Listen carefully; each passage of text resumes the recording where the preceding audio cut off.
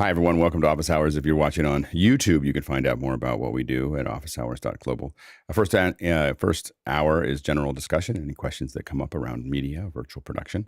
Second hour is around things that we want to spend a little bit more time on. This week, we've been talking about the things that we want to spend more time on. So we're talking about discussing ideas for the rest of the year and kind of identifying trends and things that we're interested in. So we'll be talking about kind of nuts and bolts, technique style things, not necessarily audio or video, but really just techniques and processes and logistics. What kind of discussions do we want to have in those areas on Fridays? Saturday, of course, is education. We have 2 hours of general discussion, 1 hour general discussion, 2 hours of education discussion.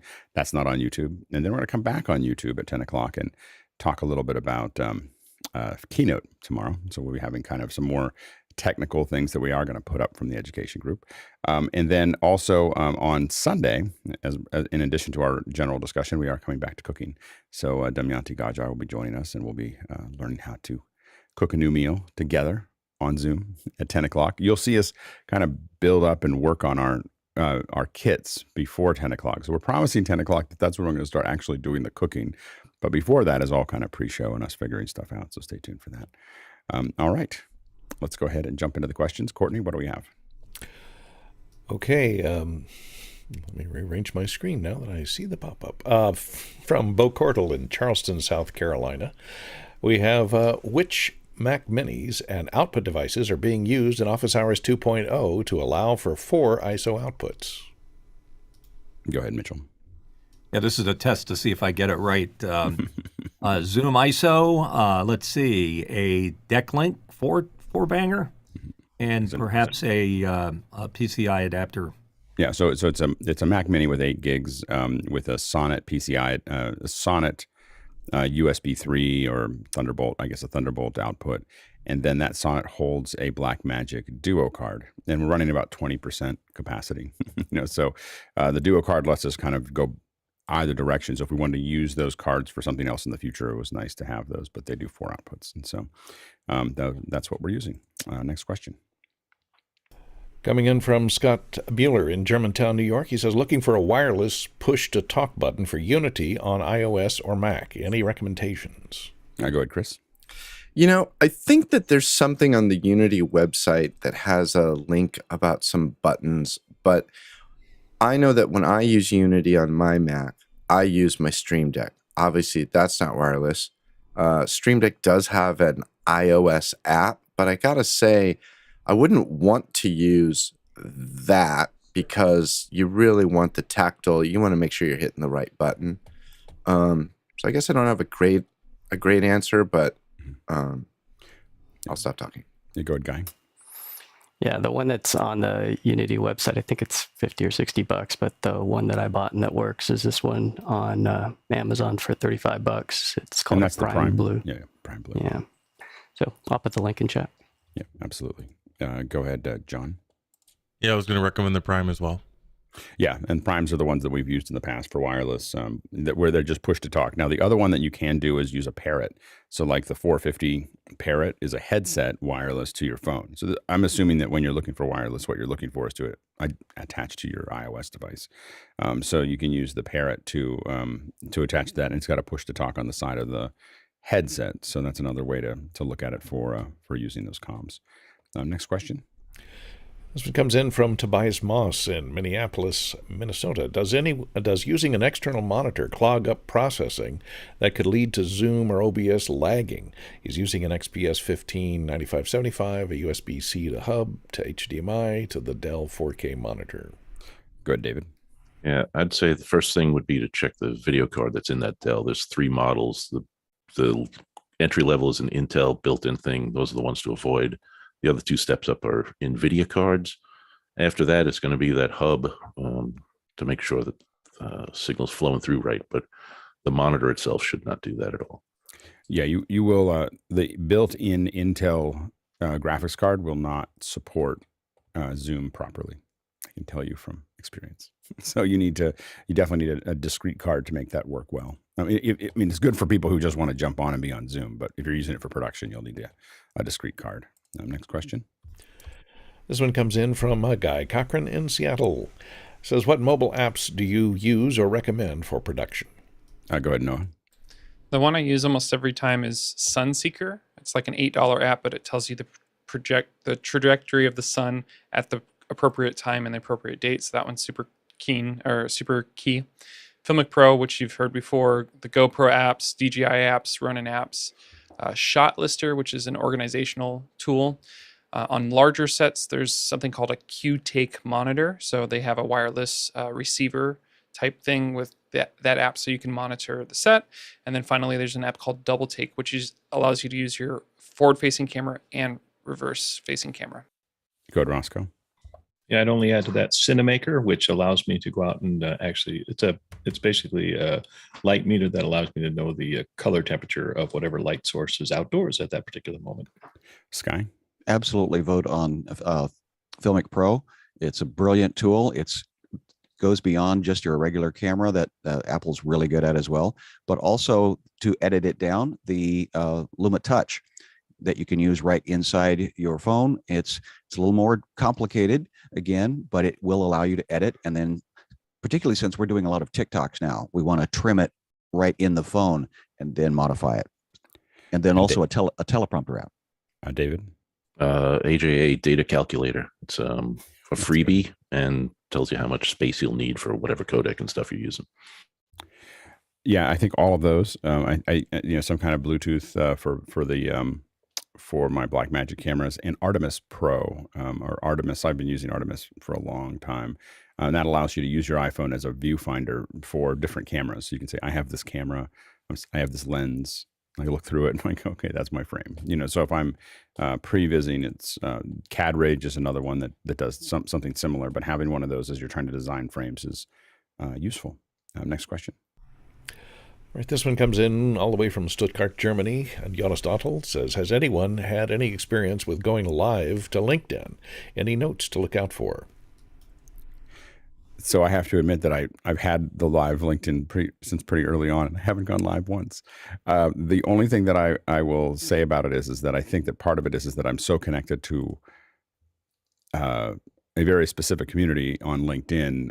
I realize I don't want to just put something up there that I would normally put up on YouTube or Twitter. So I think that because LinkedIn is a pretty deep process, so I'm planning to go live to LinkedIn once we get to Office Hours 2.0 and it's stable. But I realized I don't think I want to put that in front of a lot of people. So that's the only thing I would say is that there's a different, I don't know, I think there's a different expectation going to LinkedIn than I would have going to Twitter or YouTube or other platforms. Just a seriousness that at least I view it as. Go ahead, Tony. I think because what you just said, Alex, I'm going to experiment and talk about episode 30 of Conversation with Tony Mobley on LinkedIn.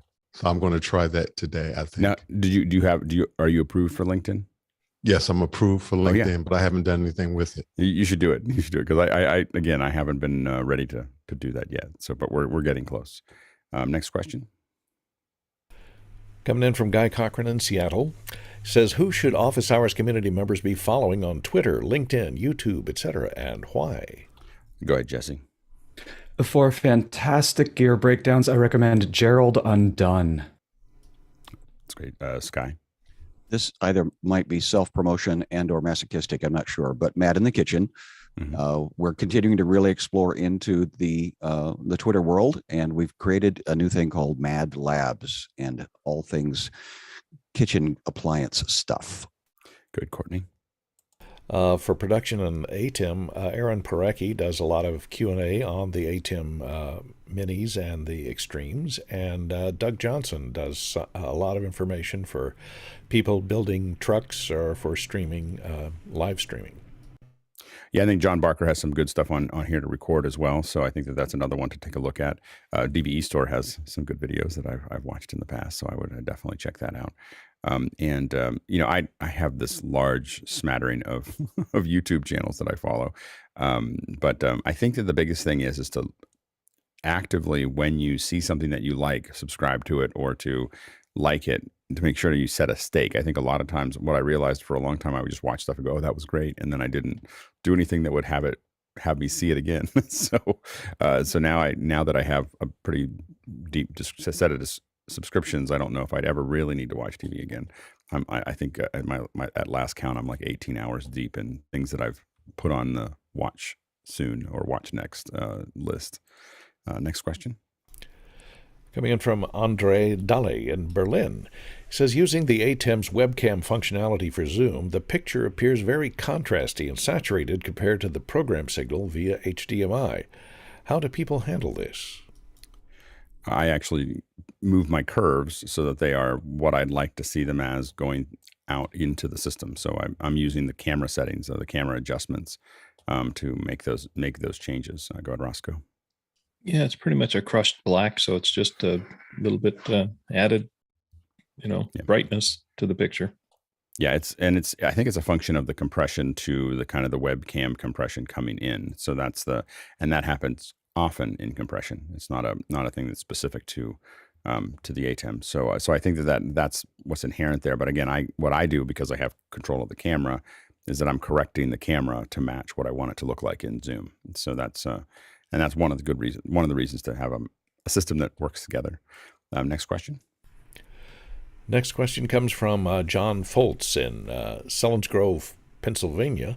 Congrats to John Barker at Here to Record Graphics. Now supports key and fill as 2 outputs. Yay. That's big. It means definitely a whole different level of usefulness now that we can get key fill out. So hopefully we'll be able to play with that a little bit more. Next question. Coming in from Tony Mobley in Noonan, Georgia. He says, Alex, is there any prep work for keynote training tomorrow during education hour? Go ahead, Tony. Oop, can't hear you, Tony. I'm hoping that you're going to tweet it out so that maybe some educators who ordinarily would not be there will be there as well. We're gonna record it and put it on YouTube. I mean, we're gonna stream it to YouTube so people will be able to see it there. I'm probably not going to tweet anything out specifically. Tomorrow will be kind of more of an introduction, but we're going to work through. I'm going to kind of break down some slides and show how I'm putting those together, and just some of the basic things that I feel like there's like 5 or 6 things that I realize that I just don't see people do very often. And so that's really what I want to focus on is tomorrow. And then as we keep on moving forward, we'll probably do keynote maybe once a month. And as we do that, I'll be breaking down like actual presentations that I'm building that are for Mac Break so that I can actually show them. But anyway, yeah. So tomorrow will be really the things that I think are key. Like I don't think I could operate in Keynote without these things, but I don't see other people use very often. Go ahead, Chris. Okay, now you need to tease. You've got me totally curious. What are 3 or 4 of your 5 things? Come on, tease tomorrow. You have to know how to use the connected arrows. Like I almost nobody uses them there, and when you do it, they're all like, "What?" And understanding the connected arrows is a useful thing. I think also understanding the playout order and how it works, because you can attach. So those are things that I don't see a lot of people use. That anybody who doesn't use Keynote a lot doesn't really dig into that deeply, where you can say, when I hit this, I want all these things to happen, or I want this to happen, or I want these two things to be grouped, or how do I want to... Or I want to delay this by 1/10 of a second. Yeah. I have one where I have all these words pop out, like all these ideas, right? And I have all of them are attached to each other. I just go to the slide and they all just kind of pop out, and they pop out the way I want them to. And so that's kind of a nice little add. Understanding how Magic Move works, I think, is and understanding the slide to slide transitions in general, where you can have them blow out and come into another thing. So, those are some of the things that I use a lot that are, and again, I'll talk a little bit about design in the sense that I never use bullet points ever. Like it just never, ever. And I'll talk about, but then when I say that, people say, well, what do you do? So I'm going to show a little bit about how I approach those things. I was hoping you would have a slide for this tease that had bullet points. That would have been bullet points of the 5 things you're going to talk about tomorrow. And then the last one is no bullet points. No bullet points. Yeah, exactly. And there's a lot of like transitions that I use a lot of transitions, and I talk a little bit about like how I use them, or I'll talk a little bit about how I use them, and because I don't use all of them, definitely don't use the ones that explode or do weird things or whatever. But I do like to have things swing in, swing out, and then there's a decision, like, does it drop down or does it come up or does it, because like, just because I don't use bullet points doesn't mean I don't make lists, but like for a list, I'll have things pop up from the bottom, like, these are the things that you want to look at, and then have it jump over. And so those are, and I always build progressive frames, so that you're never seeing more than I want you to see. I'd rather have 80 slides. What for me is 80 slides, for somebody else might be, 20 that are all just bashed up with an idea. And my thing is I start to split those out, into other things and break them up. So anyway, that's part of what I'm going to talk about tomorrow. And then it's just kind of get everybody on the same page. I was going to do something more complicated, but I was like, I can't have that conversation until I have this conversation. So we'll have this one. And especially now that we're recording them to YouTube, it means people can watch that. And then we'll dig into, okay, here's a presentation that I did about this, and this is what, and I'm taking on all of this year. I thought this would be the first week, but it'll be next week. But I'm taking on every Mac break recommendation. I'm going to build a little video and put it on my YouTube channel. But it's all going to be done in Keynote. Like every week, it's going to be one done in the whole video is done in Keynote. And the reason I'm doing that is so that I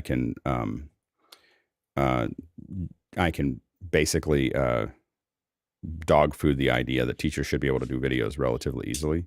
Proof of concept. Yeah. It's proof of concept of saying teachers should be able to do this all the time.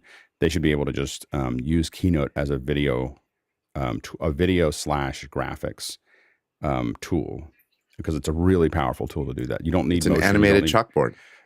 It is. And so the idea that you could build like the first one's a little long, that's probably why it's taking a little longer, but the other ones will be like 2 minutes long of just, I'm going to bash it into 2 minutes. But those are the kind of things that if you were flipping a classroom, you would use those as ways to talk about ideas, and so I'm going to use it kind of as a playground, because I think part of it is I realized doing this first one that it was I don't know if most teachers could do that. Like I was like, they would take too much time. So I was like, I have to also learn how to do a video really efficiently with it, and what are the tools and what's the process. And, like I figured out how to use this smart prompter thing that it just listens to my voice and moves the prompter as I talk, which was me trying to do it on my own, where I was pushing a button or a mouse or a foot pedal.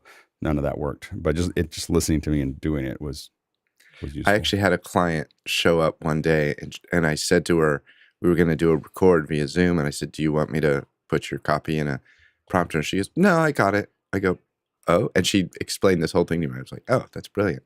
So are you actually on camera in these Keynote videos also? I will be, yeah. And you're going to cut the whole thing in Keynote. Mm-hmm. Very cool. I look forward to seeing that. I mean, some of it will be, sometimes I'll just be doing the Keynote. I'll probably range, but I want to play with it where I'm actually on camera. And some of them may be, I may also present them using the live video feed, like present them out and then hit, and then stop. A lot of the stuff that I've done with video with Keynote has been me just presenting. Like it's just, here's the presentation, and then I send it to the client, and I don't have to think about it anymore. I don't have to present it, so. All right, next question. Thank you, Keynote, for putting us prompter operators out of work. All right, another question. It's not Keynote, by the way. That's not, Keynote doesn't do that. It's called Smart Prompter or Prompter Smarter or whatever.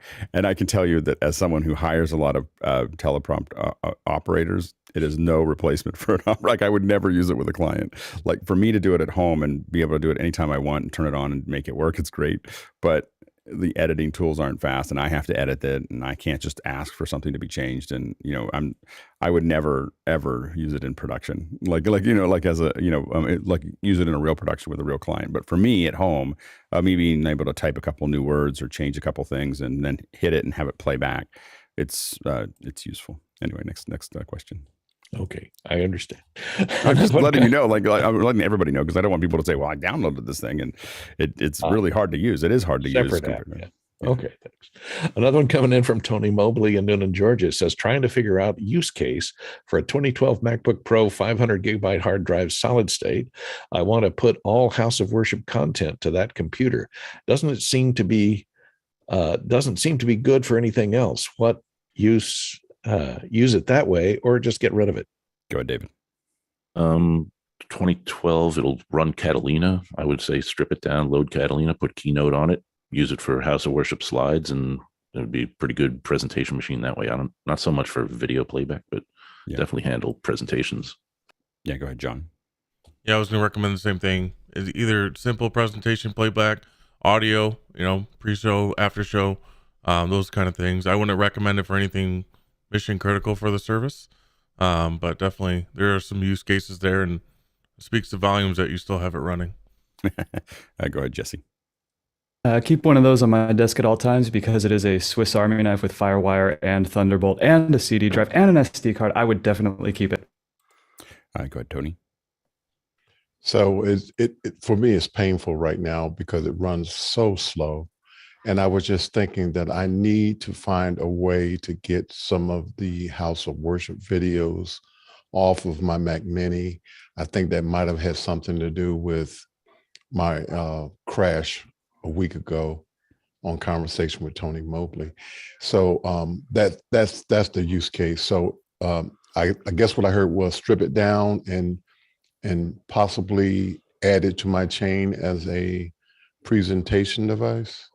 Port one on the Atem. That's definitely one possibility. As far as getting the files off, I mean, I would recommend a SSD, some like a T1 drive. Would be a good example of something that would hold a lot of your files for you.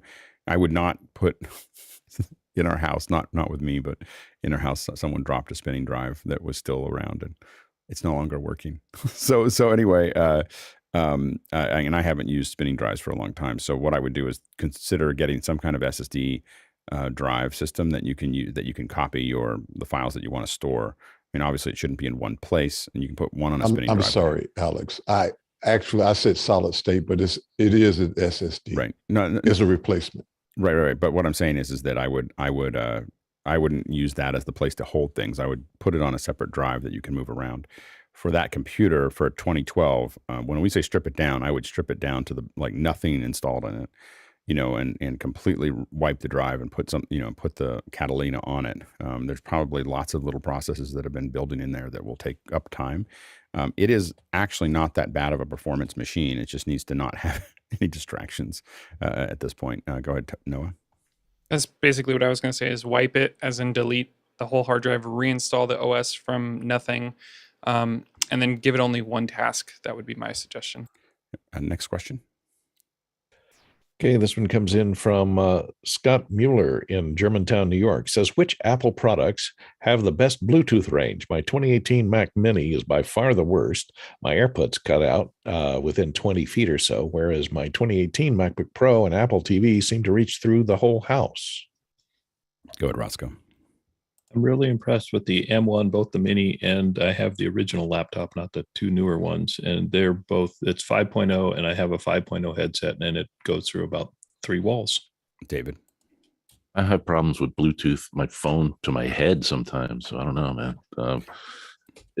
Bluetooth is finicky and it depends on where the M1 is located compared to the laptops. I would think. Go ahead, Noah. I actually had mixed reviews on Bluetooth as well. For my M1, I bought it right away, the Mac Mini, that is. And sometimes it works great across, the house, 50 feet. And other times I can't get it 20 feet working. So, and I heard specifically around the Bluetooth module in the early M1s was kind of iffy. Yeah, mine's mostly with the AirPod Pros, but I will say the M1 iPad, in my opinion, is the absolute best Bluetooth. I can put it in the middle of my house and literally just walk around with my headset. And so no other device that I have will do it as well as that one. So I think it's a mixture of power and the mobility and what it's designed for with the radios. So it's a little bit different. My desktops I don't find useful at all.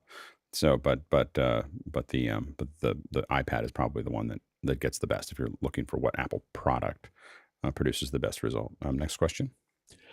Coming in from Paul Wallace in Austin, Texas, says, can office hours have its own award show like the Oscars or the Emmys, but for topics covered by office hours? Go ahead, Mitchell. That'd be a great idea. I'd love to see that happen, especially since we could test the idea of walkout music when people talk too long. There we go. That's a good reason to do it. I'm probably going to eat into some of the business that I've done in the past, but I hate award shows.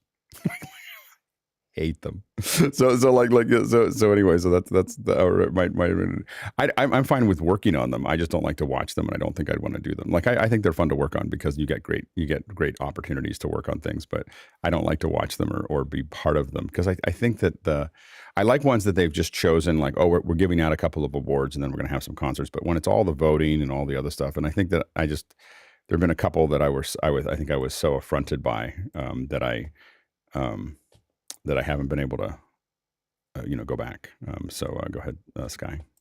I have worked on some image awards, and if they are self-congratulatory and again, a lot of political issues that, I mean, the politics of the business, then there are self-promotion. I said I like working on them. I don't think I would do one. And that's where I'm going to try to flip the question is, how could we make it a celebratory, honoring a hard work, honoring? And so in that sense, I guess I'm a little innocent in that. I like the idea of it, but it's become so politicized and self-promotion that you see big billboards in different parts of the country. Vote for this. Right. Yeah, go ahead, Chris. What was the phrase you used, Alex, about them? You said you felt affronted by them? Affronted by. So what, you didn't like the album that they chose for the year or whatever? No, it was always like a little bit like, okay, well, and I think I realized I was watching them more as a habit. Everybody else watches them in the industry, and so I would watch them and people would talk about it, and you had to know what happened the day before on Monday and that type of thing. Water cooler stuff. It was water cooler. It was, I think, for me, the moment that I just was not willing to, and it's one of those things like when you're in a mode. It's kind of like with conferences now. People were in a mode and now they're pulling out of the mode. I was in a mode of watching all these awards, and then Ben Burt did not win for Wall-E. He carried half a movie, no dialogue, half of the movie. The best half, by the way. When they started talking, it was not nearly as good. Sound effects. All the sound effects, and Wall-E, was Ben Burt. And and I talked to someone about it, and they were like, "Oh, well, he's already won 5." And I was like, "Okay, well, that was the most amazing set of sound effects ever." And I just, after that, I was like, okay, it's just so, you begin to realize it's not really about performance. There's all the other aspects that go into it. Yeah. I have to be so appreciative of the group so that possibly I can win again. Like if I came up and had a bad response, I won't get voted on for again. So then I just saw this. What happened was it kind of opened up, and suddenly I saw all the sausage. It all crumbled in front of you. And it was like the self system of doing that. Of I have to be this overly whatever, and then these people, and all that stuff, and I get it. But I was just kind of like, it's kind of like the realization. As it turns out, I don't like flying all over the country all the time. Oh yeah, I definitely, exactly. I hate it. I don't even like leaving. Turns out I hated my life before. When I put my shoes on, I'm like, oh my gosh, I have to put my shoes on. It's like what's happening to this world? Go ahead, Courtney. It could degenerate into what happened to the Golden Globes, which are this Sunday, which no one will see because they're not being aired anywhere, and they're not being streamed even. So I guess you'll have to see the newspaper for who won. And I like ones that are. I think I like the ones that are like the specials, this people in music, or this like that. They're not really like we're giving an award to someone, but it's really as an organization, like the Nobel Prize or a special about people doing stuff that are. I like those. Like we've just decided, but it's. I think it's all the voting and all the stuff. Making it sound like it was actually real, like that's, so anyway, so I think that I just kind of fell away from it. All right, next question. All right, coming in from David Brady in New York City, says leaning into Nobe or Nobe omniscopes, and there is an option to overlay a custom target line. I currently have them set at approximately 80%. Are there some good values to consider? Go ahead, Guy.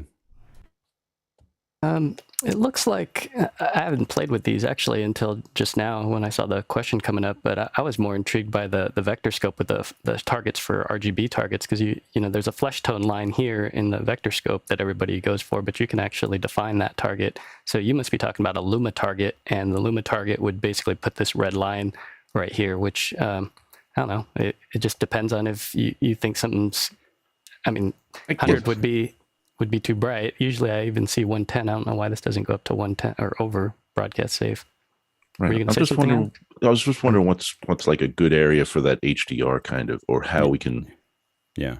You know. Yeah. Within HDR, the one that is most common for us to target is 400, because usually that's what we're trying to stack, max out at for graphics. So a lot of times when we're doing graphics, we have, I don't know if we have generally a custom one, but sometimes some people want it to be 260 or 330 or whatever. So having some number there makes it having some line that you can just quickly look over and see. But that's probably the most common one that we have a very specific target within a scope that we're looking for that isn't already built into the scope. Go ahead, Chris.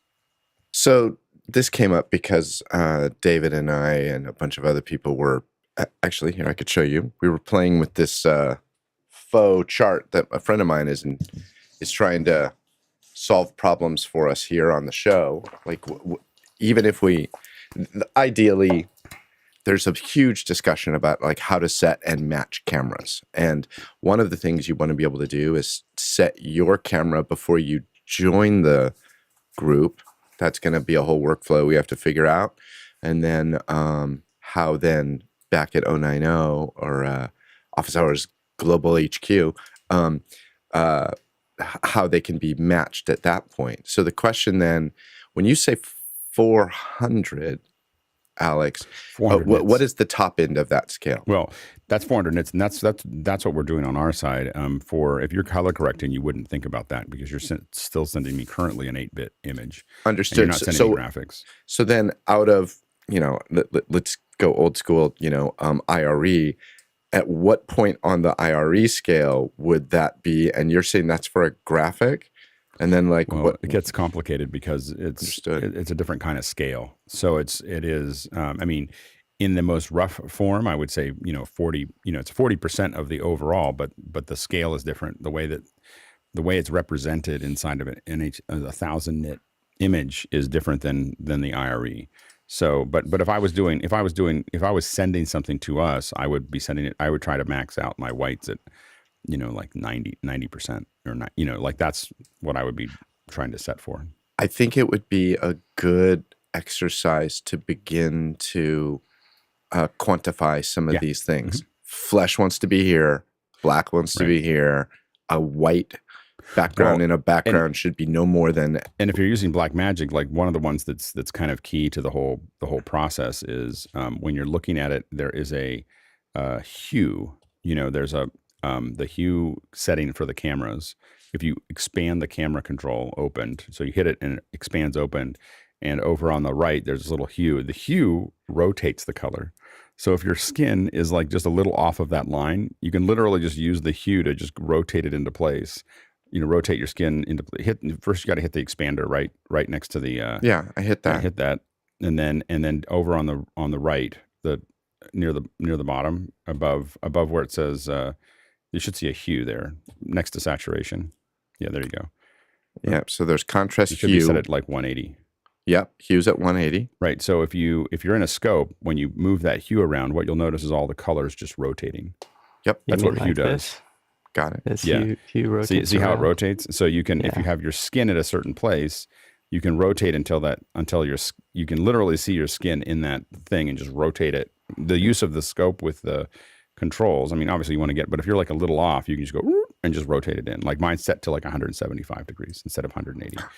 And it's like, it's really easy to fix. Like, So yeah, but again, starting to define that we can. I realize, there's like 1,000 things that have to be done to get to what is perfect. But I think we can start whittling away at some of those things, quantifying them, and figuring out ways. It ended up being a really interesting conversation. So my friend Danny did this, and he was like, if you just all had the same things, he goes, I'll make a bunch of them. Just give me addresses. I'll mail them out to people.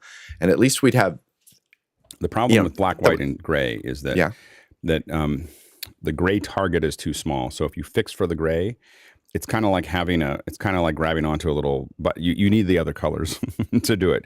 You need other colors in there, because if you only fix for gray can look okay, but it doesn't mean that all the colors look okay. It's like trying to rotate something with fine control where your mount, like where the arm is just right next to it.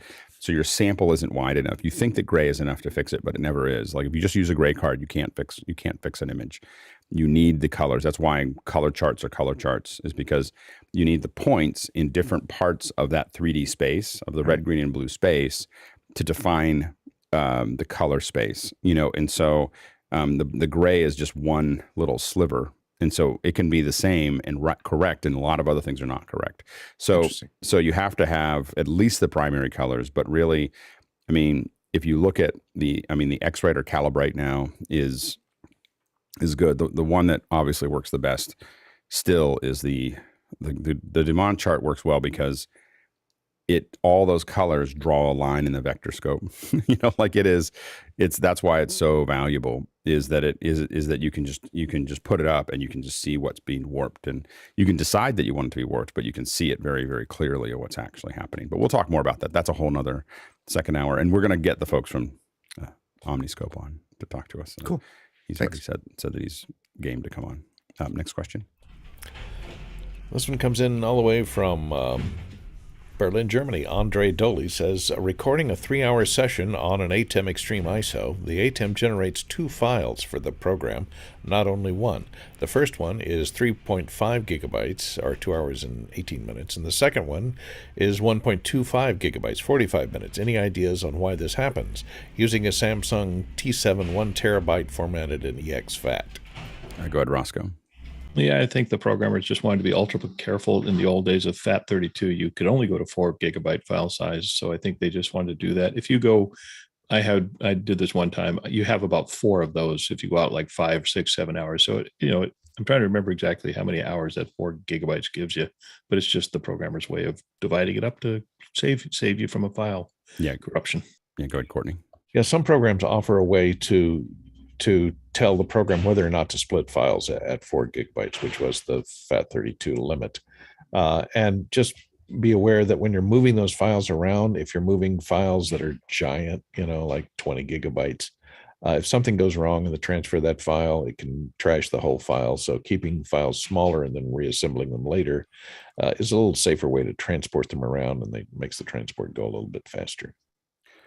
I actually don't know if I've ever seen an exFAT file larger than 3.5 gigs, like that we've recorded. I think almost everything stops at that file size for exFAT. Next question. And the safety valve coming in from William Colvin in Cushendrone, Northern Ireland. Sorry about that. And the panel, Cushendon. Thank you, Cushendon, Northern Ireland. Can the panel recommend any good quality and budget-friendly USB microphones that allows you to adjust the volume in mic rather than in software? Go ahead, Mitchell. Yeah, the Shure MV7 is very popular here, used by quite a few people. You see thumbs up from Sky. He's got one. And there's a little volume adjustment right on the mic itself that you can, right there, with little LEDs to adjust the volume, and it's reasonably priced, under $300. And Sky, are you using anything else to amplify it once it goes into the computer? You're just using the MV7. Yeah. Correct. And that's, I do have loopback, but again, that's just one more thing in the chain that could go wrong. And it seems to be working. So when I get up this early in the morning, I'd like to keep it simple. Yep, absolutely. David? I'm going to go by the Earthworks Icon USB. It was $2 and change on sale the other week. I think $349 retail. Also has a push to talk or push to mute and a little blinky light to let you know when you're muted or not. The blinky light is the most important part. Yeah. Tony? So I was going to recommend the MV7, but I also have this is the USB microphone, 5-fine metal condenser recording microphone for laptop Mac or Windows machine. And we are using it with my 92-year-old pastor, and it seems to be working very well. $32. It is what it is for $32. Mhm. She sounds much improved from just using the regular microphone built into the computer. That's great. Next question. This one comes in from Tobias Moss in Minneapolis, Minnesota. It says, given office hours and after hours apprenticeship writ large, when would you recommend a young person to attend college for audio or video subjects? Go ahead, Roscoe. Well, first of all, I would say, sorry, I was looking around. No worries. Yeah. For specific for video, I would say that when they're going to be a producer or a director or somebody that has to understand story, I mean, the technical part, a 4-year college, a technical college or a 2-year college might be great for anything, but you definitely probably need to look into a 4-year college if you're going to do any kind of script analysis and research into that. I'd say there's a lot more to be learned in doing the script analysis at a 4-year college. I'll leave it there. Go ahead, Noah. Yeah, I get this question a lot too. I think the bottom line for me is if you have that inner drive where you're determined and you know you're going to apply yourself, you don't necessarily need to go to a traditional college anymore per se. But there are some general benefits that I would still recommend and encourage you to consider if you're not sure and you need some kind of support and stability through that. You have teachers that want to pour into you that are dedicated to that. The gen ed classes, right? The general histories and logics and other classes like that can help round you out, as well as some business classes. And then there might be some experience that you get at college, like a local TV station or projects that are specific to getting experience at a non-threatening job ending type scenario. So yeah. Go ahead, Mitchell. Yeah, you could go in to learn radio or television or theater, and they're going to expose you to many, many things that you could use later in life. It doesn't specifically have to be a broadcaster, but you can learn about media and technology. I just find it is great to expose children, students to this technology so that they can make their own decision down the road. Good, Sky. I'm going to recommend Full Sail down in Florida. It's very specific to the industry, and it gives you real practical hands-on. But again, it was the equipment that used to be the barrier to entry for a lot of this learning process. And now that a lot of it's in the cloud and much more accessible, you can learn a lot without that. What you're trying to do now is find an affinity group, as Chris Fenwick calls us, in that industry, and B, how are you going to get paid? And so that's why the rounding out of a different experience of learning to keep a spreadsheet, learning to communicate, learning to market yourself. Jesse? When I went to college, I thought I was buying an education. It turns out I was buying a lot of space to make mistakes, both social and professional. And I was also buying into a network that still hires me to today. So I would keep that in mind when looking at school versus jumping into the professional field right away. Go ahead, Courtney. I agree. Going to school also gives you professional contacts that you can exploit later. And also it gives you a historical background. If you go into an internship directly without the knowledge, the depth of knowledge in the background, you'll make mistakes, but you'll make them publicly rather than in a classroom. And that could damage your career if you're on the set with influential people. Yeah, I think it's applicable right now. I admit that I didn't do any of those things, but I thought about it. I think as we look at the opportunities that are coming up in high schools now, some of the things, I think that it depends on whether you get access to the tools and some of the training. I think that if you're going to a very specific film school like a USC or the one that Roscoe teaches at, or Full Sail, or other things like that, those kinds of things where it's a specialist program with teachers that that are actually.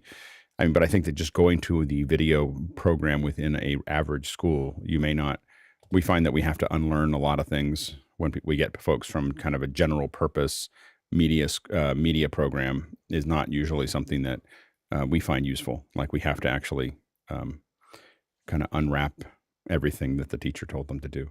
So that's the thing that I would look at is really specifically what is the pedigree of the program that you're looking at, and whether it actually is producing people that are doing this in the industry, rather than just giving someone a piece of paper, which is not particularly useful in our industry by itself. The context you make is useful. The skills you have are useful. The piece of paper is of limited use. Next question. Can't hear you, Courtney. Yes, sorry.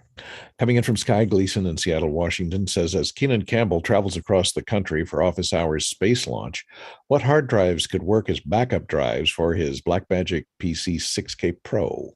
Good, Sky. And I want to make sure to add that he's driving in a Jeep, which he's very concerned about the Jake and the jitter. Go ahead, Roscoe. Well, then obviously, if that's a stake, then your solid state drives would be less susceptible to mechanical failure.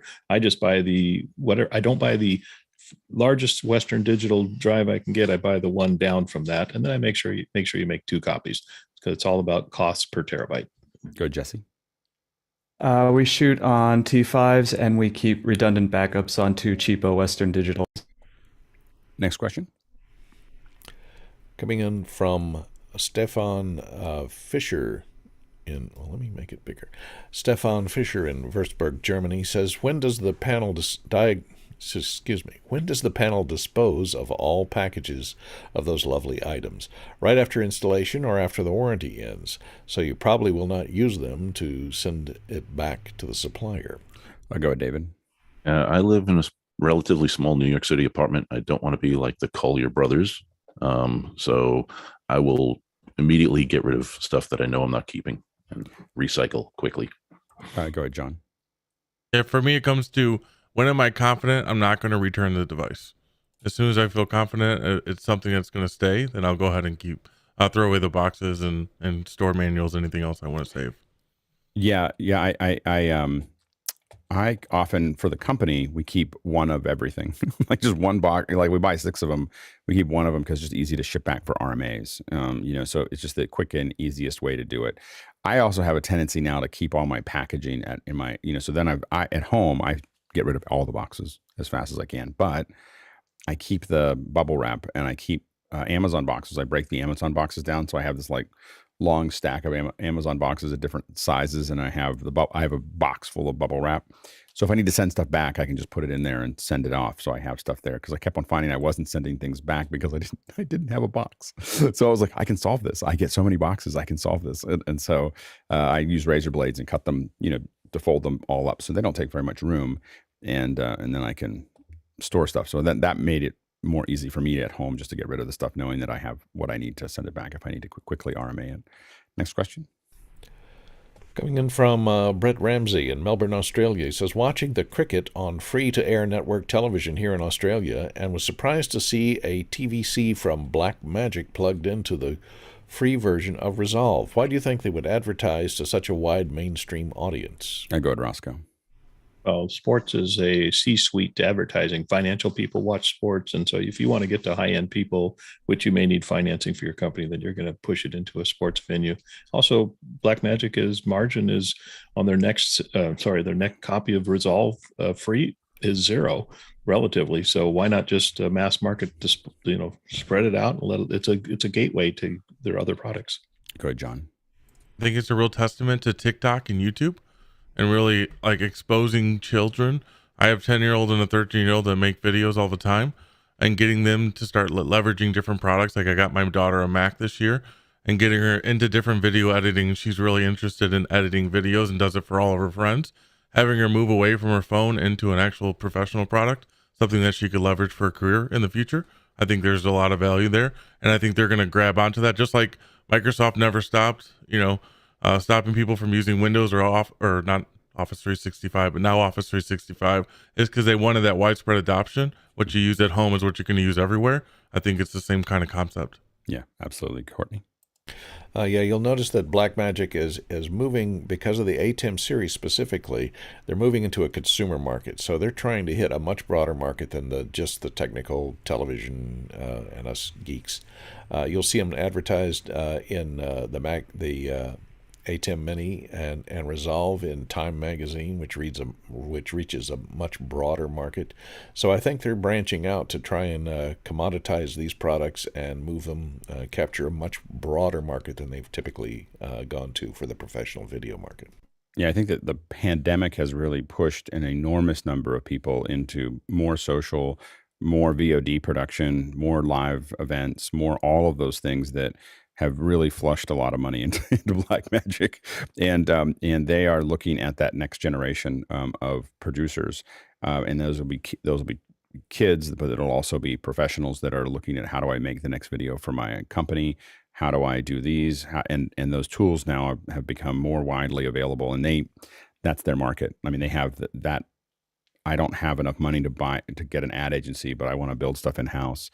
Is a really big market for them. And the part that we mostly talk about at the top of the pyramid down here, and Blackmagic is owning all of this, but a lot of it has to do with the fact that no one knows who Grass Valley is, no one knows who Avid is, no one knows who Blackmagic is. Outside of our industry, they don't. And so what they're doing is they're getting name recognition early on. I mean, this is when you're talking about branding as opposed to advertising. So advertising is really trying to get, sales advertising is really trying to turn a sale from an ad, and there's a call to action, and then there's branding.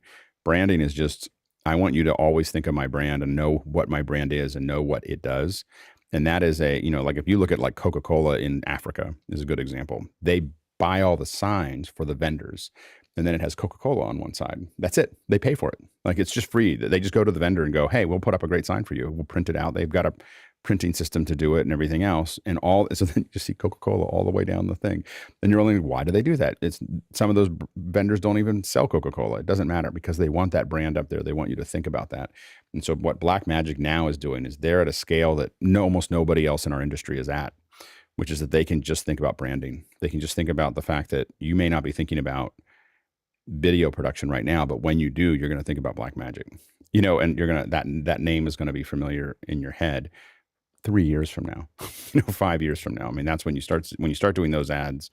That's an entirely different game. And most people in our industry are not capable of doing that because they're not big enough to buy those ads. And Blackmagic's bigger than almost all of them at this point. Go ahead, Chris. It's interesting you say that. I'm not unfamiliar with Blackmagic. Well, we but aren't. But no. Okay, going someplace. If you gave me a piece of paper and a pencil and said, draw their logo, I couldn't do it. Yeah, I know. That's a branding problem. Yeah. You're right. Advertising and branding are different, but I mean, I think it's got three little boxes. I don't know if they're vertical or side by side. Yeah. I don't know what their logo looks like. Yeah. That's a problem. I'm sure it means something to them. No, I agree. Like I don't know. Like I know it when I see it, but I don't know. Of course you know it when you see it, but close your eyes. Imagine it. What is it? Yeah, I had to look over at my switcher, so I couldn't remember what it was. Yeah, that is a problem. Next question. Coming in from Tobias Moss in Minneapolis, he says, "What we project onto a stone wall. Given that projectors cannot project black, what color would you use for the darkest possible projected background to put white text on top of, or would you leave the background transparent?" Go ahead, John. Yeah, white text. I don't know what color stone wall you have. That's going to determine a lot of what you're doing. And then you should consider doing color correction, potentially in the projector or in your presentation software to make the colors look as best. But usually like dark blues, light grays, those are kind of things that you'll typically see.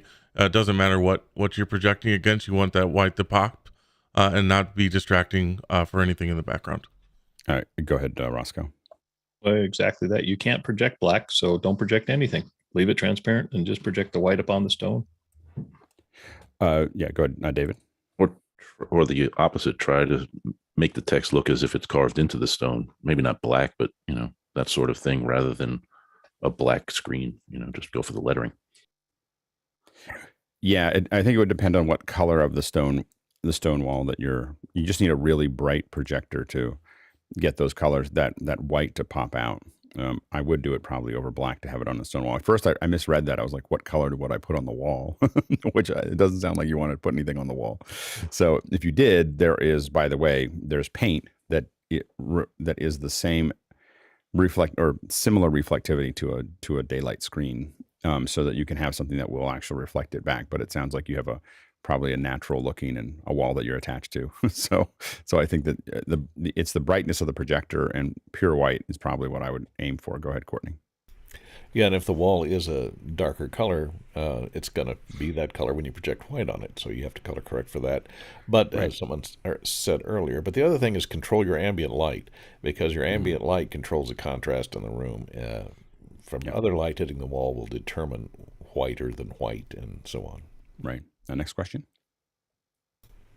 Comes in from John Snyder in Reno, Nevada. Says, for education hour tomorrow, would it be helpful to have someone who uses push-to-talk primarily? Alex's key features are all available in PTT, albeit clunky. I think it's fine to watch it. I mean, it would be interesting for someone.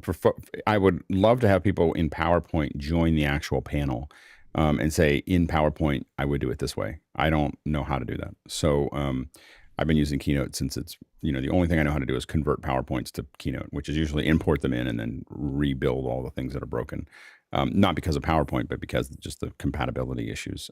So having someone in there talking about how to do it in PowerPoint, I think is useful. I don't know enough about it to speak to it, but someone else could. Go ahead, Chris.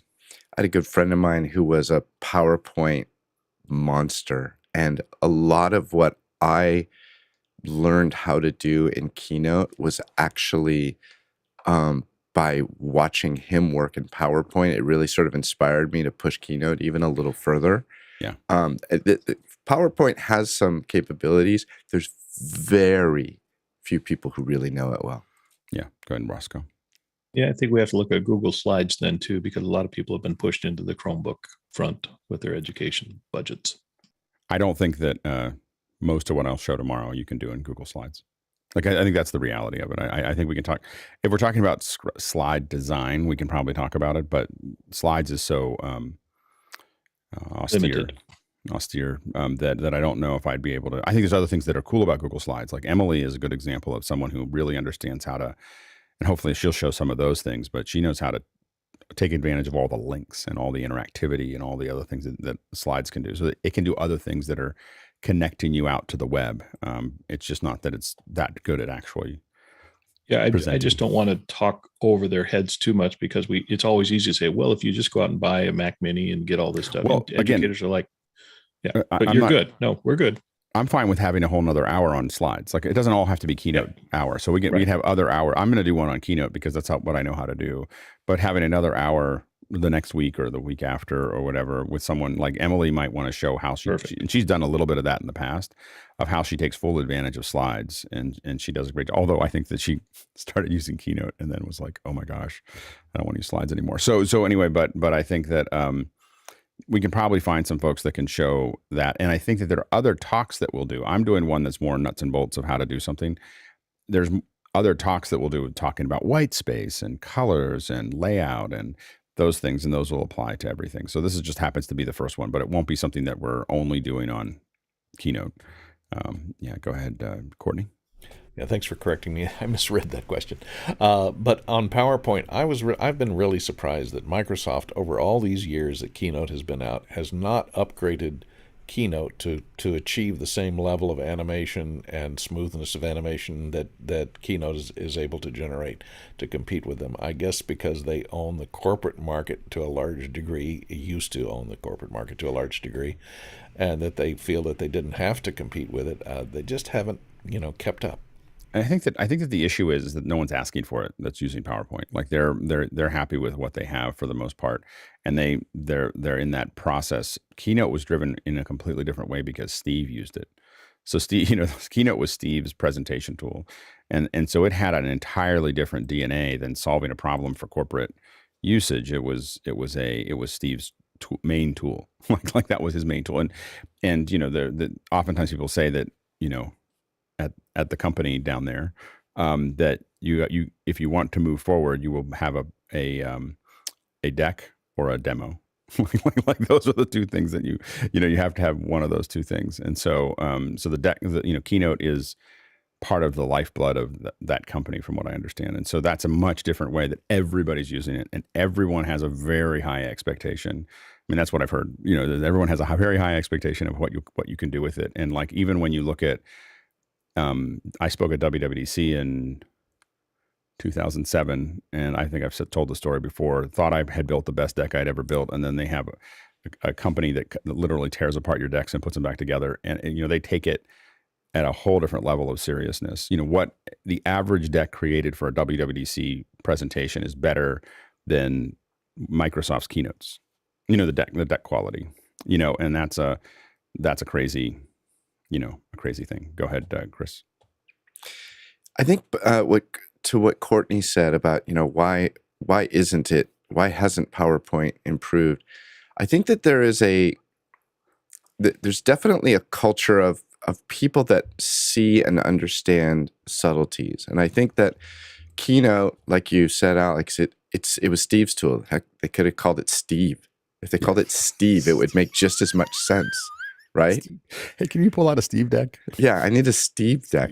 But what you're dealing with is subtleties. And if you go back to, say, like the launch of Windows 95, and you saw people and they would say, "Oh, look at Windows 95. It's exactly like a Mac." Well, if you limit exactly like a Mac to something that has folders you click on and you could put stuff in folders, then yes, it's exactly like a Mac. But I don't think you're using the word exactly the same way I am using the word exactly.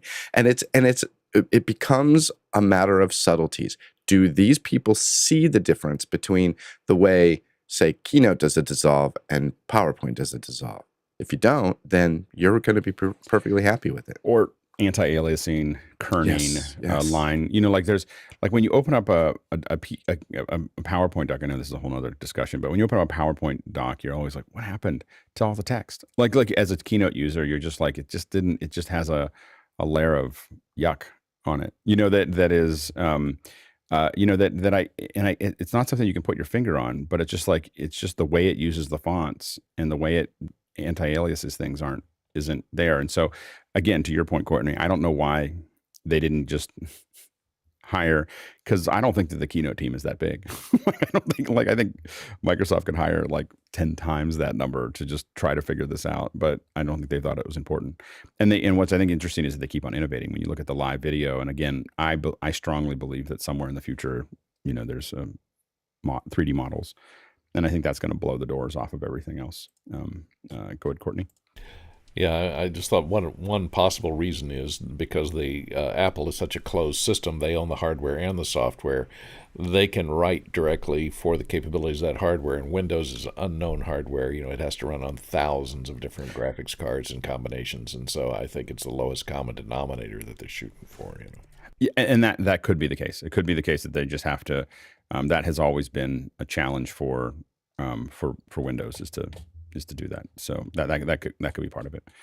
We're going to go a little over and just answer a couple more questions. Let's go jump to the next question. Okay, coming in from Douglas Carmichael. He says, could you see other audio networking technologies taking over Dante's dominance because of the current supply chain issues? Go ahead, Mitchell.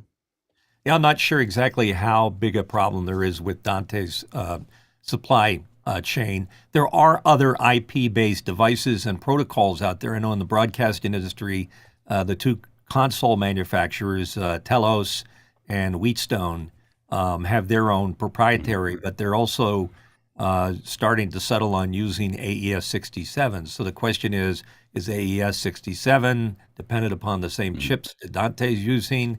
And is AVB going to make a comeback? So there's a lot of things going on out there in terms of what's going to be holding things up.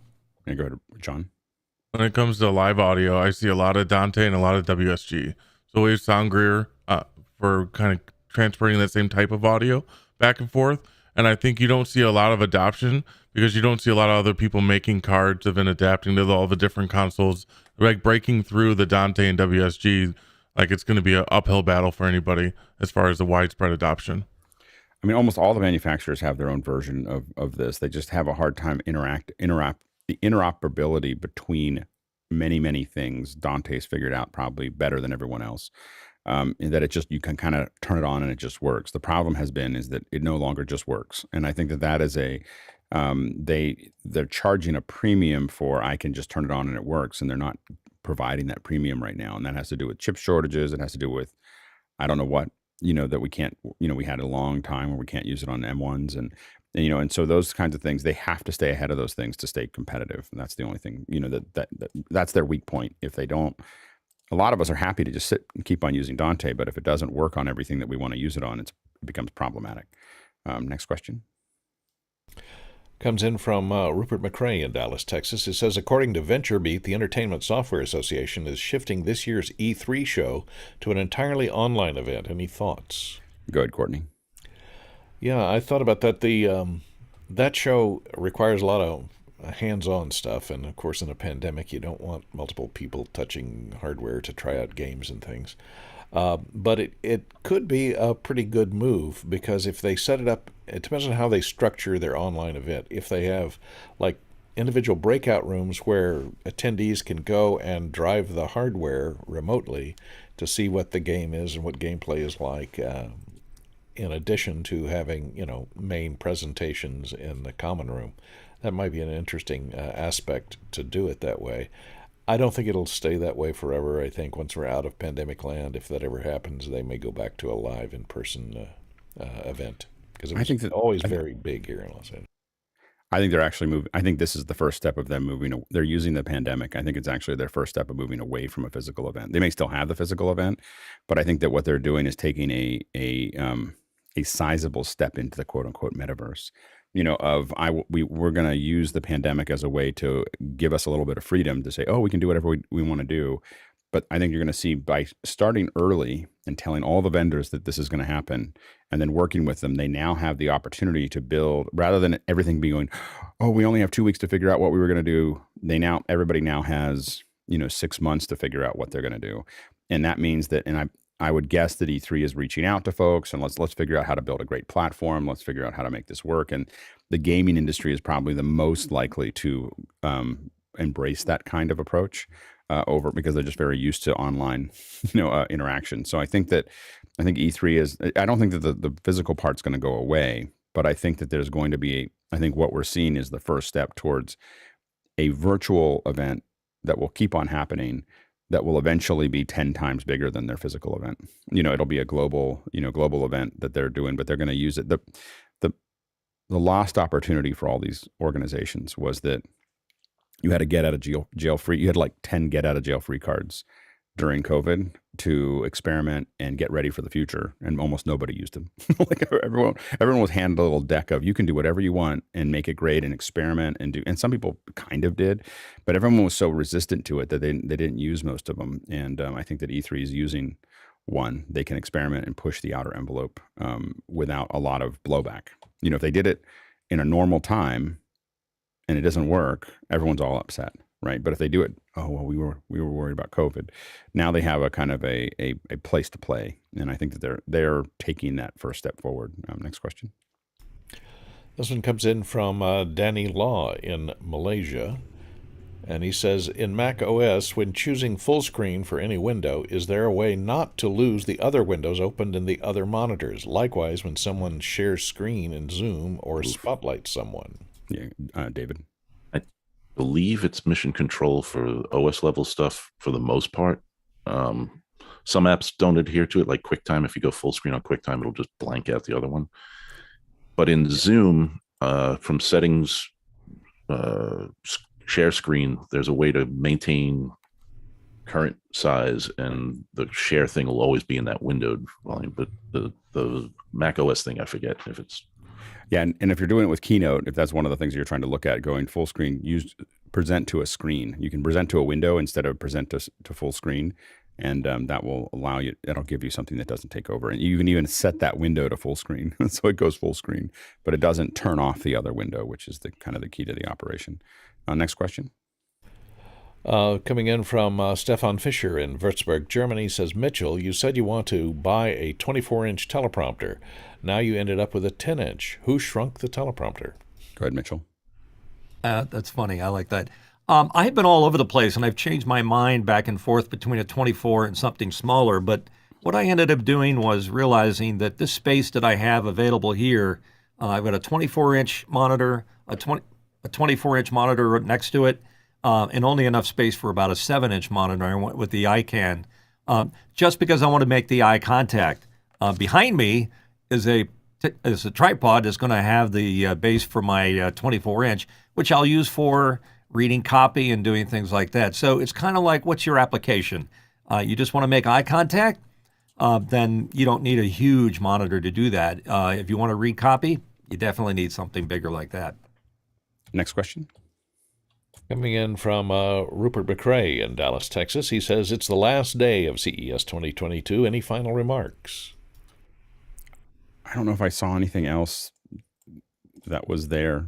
So I think it'll be interesting to have maybe Monday, someone should ask that about to really get from the ground what it was like to be there from Jeffrey. But yeah, I'm curious as to whether CES will be sizable next year. But my guess is within the next 3 to 5 years, we're going to see the same thing we saw with Comdex, which is that it'll disappear. I think the time for these big conferences is over.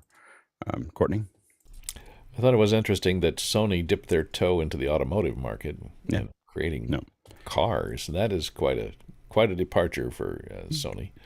And there were tons and tons of new laptops announced, some with multiple screens, et cetera, which remains to shake out whether they're actually be able to build them with the chip shortage. Right. Noah? Yeah, and I've read more up on the Sony car because they announced a prototype a few years back. The short of that is they announced the possibility of producing cars. They haven't planned for a mass market introduction yet, but it's still early prototypes and thoughts about what that could look like. Go ahead, Roscoe. So where will we go to put our hands on stuff? Because one of the magics of going to the shows is to actually touch the items before you purchase. And anyone have any insights on where we think that will go? I think your local reseller and also the more aggressive return policies. That's how I buy stuff from Amazon all the time. Just going, I know if I don't like it, I can send it back. Like if I, and so that trust becomes something that I just, and I, as a professional, who bought a lot of this gear, people send me stuff all the time. Like they send me test units. So, so I think that's there. The thing is that you have to look at it from the company's perspective of ROI. If they're able to reach a large, 10 times more people, but it's only 50% or 25% as effective, it's still a lot more people than they had before. So I think that the issue is that the ROI from an online perspective, you'll still get more sales. Now, what we do have to do is the companies have to provide much better studios with much more interactive conversations with stuff like, hopefully this year, office hours, whether we're doing it at 3210 or somewhere else, we're going to have a lab. That's one of my big things that I'm trying to work towards is beyond my little office is a lab where we're testing gear, looking at gear, breaking things down for folks. But I'll argue that like YouTubers talking about how great Aaron Parecki talking about an Atem or Joseph Lanowski sells more Atems than people coming to NAB and touching them. Like it's someone that we trust telling us that this is what they like is going to reduce more. Now, a lot of us would love to play with it and touch them and everything else. But I realized at some point with NAB that me touching it didn't make it much more of a sale. Like when we just think about it, did that convert? Was it cool to go there and see the cool thing and think about the cool thing? Yes. But I think that but I don't know if and I think that those tours, Black Magic does a tour with a truck. There's tours that you can do that go from city to city that let the people who are really serious that want to touch the thing. But I don't think that I think that the from a pure sales perspective and efficiency and ROI for the companies, spending money, taking their booth money and spending it on video production and I don't mean like one cool keynote, but I mean daily thing. Like Black Magic does an announcement every once in a while. They could totally do something every day. They could totally talk about their products every day, and hundreds of thousands of people, or at least thousands of people would watch every day. What are they going to show? They could make something cool. And that would be, if they just took the booth money from NAB, IBC, and IBC, which I don't know what it is, but I bet you it's $10 to $15 million at least, for that, with all the people, all the food, all the things, like it's expensive. If they took that money and put it into daily production, and they do some daily production now, they do but if they did like what we're doing here about their products, they would sell more products. They'd have more happy customers. Those happy customers then go sell more products for them. So it's not conferences, I'm completely clear. The emperor has no clothes situation, which is they are not effective. Not for the money. They were when we didn't have the ability to stream HD with multiple cameras for relatively low cost. And so I just don't think they make sense anymore. Go ahead, Chris. And we are going to get to our subject. We're going to just do 5 more minutes. The other questions here we'll run through really quickly. I know we're running a little over. I yield my time. Okay, go ahead, Courtney. Well, one aspect I would miss when live stuff goes away is the feedback to the product manager for a specific product. And I'm not talking about new products that you've never laid your hands on before. So they have some aspect of, nice to see what the new one feels and holds like and weighs and how it fits on your shoulder and your hands, etc. But usually I use the opportunity of NAB and CES to actually track down the product manager at the booth, or better yet, the programmer, and give them my complaints and how I would make their product better, and give them direct feedback, because I think that's the fastest way to get the improvements that you need in a product, or let them know about bugs that they may not have discovered yet. And I'll keep on coming back to the fact that if you had a daily thing where you're talking to your customers, you get that as well from them. And as a group, you get a sense of whether it's one person that's saying it or a whole bunch of people. Like, for instance, I know I'm pretty clear that all the Apple apps have a little feedback thing in the menu, and I send them all the time. I probably send 3 or 4 a day. They must know who I am at this point over there, because it's always like, this didn't work. It'd be really good if I had this. And then what happens is yeah, it's like, oh, that guy. And so anyway, but using that is super effective, because it gets into the queue. And so, and I think that you can have those conversations. I'm not saying that there aren't things that I would miss about conferences. I think that there are plenty of things that many of us would miss about the conferences. I'm just saying they're not efficient. Like, the ROI isn't there. Like that for the companies, the ROI is not, there's better ways to do what they're doing. Whether we would prefer to see, like, I love always going to Mark Roberts' booth and watching the motion control arms dance with each other or do something. And I'm always, it's cool. And I like seeing the big Sony screens, and there's things that you can't see online. I'm not saying that the online experience is superior or even equal to the in-room experience. I'm just saying that it's much more scalable, and at that point, the ROI is much higher for companies. Next question. This one comes in from Ernesto Augustine in Panama. He says, how to add video playback to an Atem Mini, currently using OBS into one of the inputs. Noah, real quick. So you got to think of your signal chain and where you're going to introduce video. If you need video to come into the switcher so you can output that to screens, you'll need to do that in a computer or hardware device. And then obviously you're doing it post processor, right, in the computer. So OBS, Studio 6, or Wirecast is what I've used before. Go, David. I'm a big proponent of Imimo MITI. They just added the Stream Deck calls to their thing, so it'll trigger on cut. It's pretty good stuff. Check it out. And Playout B with the Raspberry Pi you can have the HDMI go right into your switcher too, and it'll activate when you cut to it. Next question. This one comes in from John Snyder in Reno, Nevada. It says, how has Tony changed his color or lighting? He's looking fantastic today. Go ahead, Tony, real quick. So I'm using GVM's 800D Series 2, and I had the lights tweaked in after hours. That's it. Next question. Comes in from Stefan Fisher in, oops, sorry, I skipped one, I guess. Okay, Michael Smith in Silverado, California says, sorry if this has already been discussed. Please talk about Microbit Lab and what the average office hour attendees would do with a Tally Light kit. The Tally Light kit is a general opportunity for us to just kind of learn how the microbit works. It's just a little microprocessor. Tally Light is something that is more interesting to us. Theoretically, it could be, for instance, we could set up a tally where Tally Lights pop up for you anywhere in the world based on what we're cutting in Zoom. So imagine we hook it to Office Hours 2.0, and there's Tally Lights that are appearing for folks that they just have this little microbit. The more important thing is that as we look at Isadora and we look at some of the other things that we're doing, one of the things that's still missing is a physical interaction with the physical world that's coming from the brain. So there's lots of things, whether it's controlling lights or controlling, objects in the scene or turntables or, all kinds of other things that we may want to do on the far end or even on our end.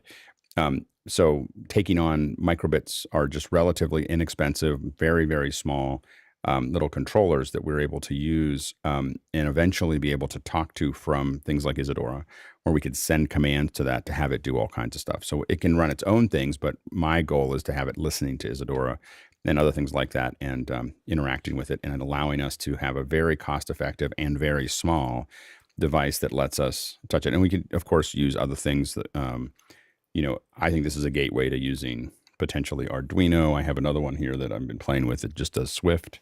There's lots of these little microcontrollers that are there. But having someone like Roger available to teach us how to do it is very, very, very valuable. Having someone, he's a very experienced educator in this area. And so from my perspective is, he's an incredible resource to learn how to do this. And as far as I'm concerned, he can teach in whatever he wants to teach in, whatever board he wants to show us in. It's valuable because of what he brings to the list. And I think and I was a little unsure about the microbit at first, but I have some friends that use it for a lot of things that they're not school children. So anyway, so I thought, okay, well, let's use it there. So that's what we're doing there. Go ahead, Chris. Yeah, if you could tie a device to our Zoom ID, the whole system knows which camera is live and it knows if you're in preview. That'd be really cool. Just a little green and a red light next to my lens. Yep. Yeah, and that's what's that's what I think is coming. The ability for all the things that Isadora is doing to then be able to express whatever we want to express into the real world is really the value. Back out into the real world wherever people are at the ends. So that's why we want to figure out how to use it. I think we had one more question that I got thumped. It's from Stefan. Okay, Stefan Fischer. Yes, he got bumped when I started to read it. From Würzburg, Germany, says, Alex, you said you will Twitter the daily topic of Office Hours. I couldn't find the official Office Hours channel. Would you please share the link? Because it doesn't exist yet. We'll have one up within the next week or so. So, and then we'll start telling you all it's there, and then that will start putting out lots of things that I don't want to put. I mean, not everybody follows me for Office Hours, so we'll have something there, but then all of us can retweet them as we want to. Which ones for the ones that make sense? All right, we're starting a little bit late into the nuts and bolts, but the one thing I will tell the producers is if we have a bunch of questions in the first hour and only a handful of questions in the second hour, I tend to be much looser about when we start the second hour, especially when we don't have a guest, just because I feel like, we'll finish these thoughts. Those took longer than I expected. But if you stack up a bunch of questions or a bunch of comments into the second hour, we always will move on time. So just as a note to the producers of my thought process there. All right, let's go ahead and jump into the next questions. All right, under the topic of nuts and bolts topics for accessibility from Laura Thompson in Texas. She says, for accessibility, what discrete topics does the community view as the most important, useful, and impactful for this moment? Closed captioning, American Sign Language, audio description, how to work with talent and crew with disabilities, or anything else? And I think that accessibility is probably going to be something we cover at least once a month. So it's just, at least for the first year, like just digging into it. I think that captions are probably the one that most of us would use the most. But I think that us understanding accessibility is, a really important piece of the puzzle. Go ahead, Roscoe. Yeah, I think one of the exciting things is that some of these technologies that Andy's developed and such are really playing right into the disability arena and adding some capabilities that maybe even Zoom originally wasn't considering. I just remember when Andy was here and he got an email, text, whatever he got from a person with a disability, said, you have to understand how much of what you just did to Zoom opened up my world. And Andy was almost in tears sharing that. And I think that's really going to be exciting to continue. So if we can play a role, absolutely. Well, I think one of the things is also interface design. One of the things we've been talking about is with folks with limited eyesight, being able to redesign the OH2 interface so that they can see it more clearly, with whether it's using color or using, and I think those are going to be lab type things that we do of, let's build something that's easy for them to, a different version of it that makes it more doable for them. I think that we could also extend that to different interface, different input devices, different all kinds of other things that we could use so that other people could do that. And it's going to be a great lab for us to kind of play with. There's the issue is so deep, whether it's audio description, like captions, we could talk about once a month for the next year by itself. Like there's so much to understand about it. But you know, the same thing with interpretation, like audio interpretation, its interactions, how you tie those things in, what channels you put them on, how you distribute them, all those things. So we're going to start attacking them one at a time and really talking through those because I think that it's super valuable. Go ahead, Guy. Yeah, giving a voice and a platform for folks to relate to. So like now we relate to Laura and we understand how she uses JAWS. She actually let us hear it in the back end, how it reads a web page, and it read so fast. Like all of us were like freaking out because she let it play it and it was overwhelming. Like I listen to my audiobooks at 1.5, 1 to 2x sometimes, but that thing was at like 4 and it was just overwhelming. And so getting to hear and see what we can help fix, you know, it's just like, here's the problem. Let's try to offer some solutions. So yeah, just a platform and a voice for others to absolutely be seen. Absolutely. And we'll definitely use our own shows as, you know, again, we're not going to be able to solve every problem immediately, but using our own shows, our own websites, our own, those types of things and figuring out, you know, like getting feedback on those things. You were going to say, Guy? And not to mention that there's also a legal, which also we heard about in After Hours before it was After Hours, that there's a legal, I can't remember the term, but it's where a web page needs to be accessible for everybody. So it was called out by one of the bigger nonprofits, and he had mentioned that he had to redo the website because they started to get legal challenges. Yeah, absolutely. Yeah, go ahead, Tony. And I think everything that has already been said is fantastic. One of the biggest things is the understanding that the spectrum is so wide. And if we are able to use customization for the fact that the diversity and the gamut is so wide with special needs people and disabled people, that's going to be even more effective. Yeah, absolutely. Next question. This one comes in from John Snyder in Reno, Nevada. He says, topic idea, basics of videography at different budgets. In other words, how to make the most of your Brio or DSLR mirrorless camera or 6K pocket camera. Go ahead, Noah.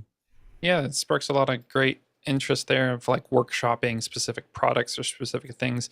But what also, another idea that sparked is like, what about scenario breakdowns of like, if we have a certain budget or a certain project, how would the panel approach that specific scenario? Like what would they do? And then maybe those scenarios could be published ahead of time in some way so that we spend a little bit more time thinking through that scenario. Like the one I would bring up is like my church might be looking at redoing their whole tech setup, right? And so they might have a budget, say 50 grand, 100 grand. We set different numbers, parameters, and then we think through that ahead of time and build a plan, you know, and see various perspectives of how people would go about that. Yeah, Roscoe. Kind of the nuts and bolts. How would we, if 4 people came and said, I want to learn the Atem or basic videography, how would we go about setting that up? Do we just, is there a form to fill out at some point in time? Who do we appeal to get that breakout room scheduled as a after hour for a lab as opposed to a second hour? Well, is it a lab if 4 people want to learn something? I guess that's a lab. Yeah. Yeah. I mean, I think that right now it's me, but within the month it will not be me.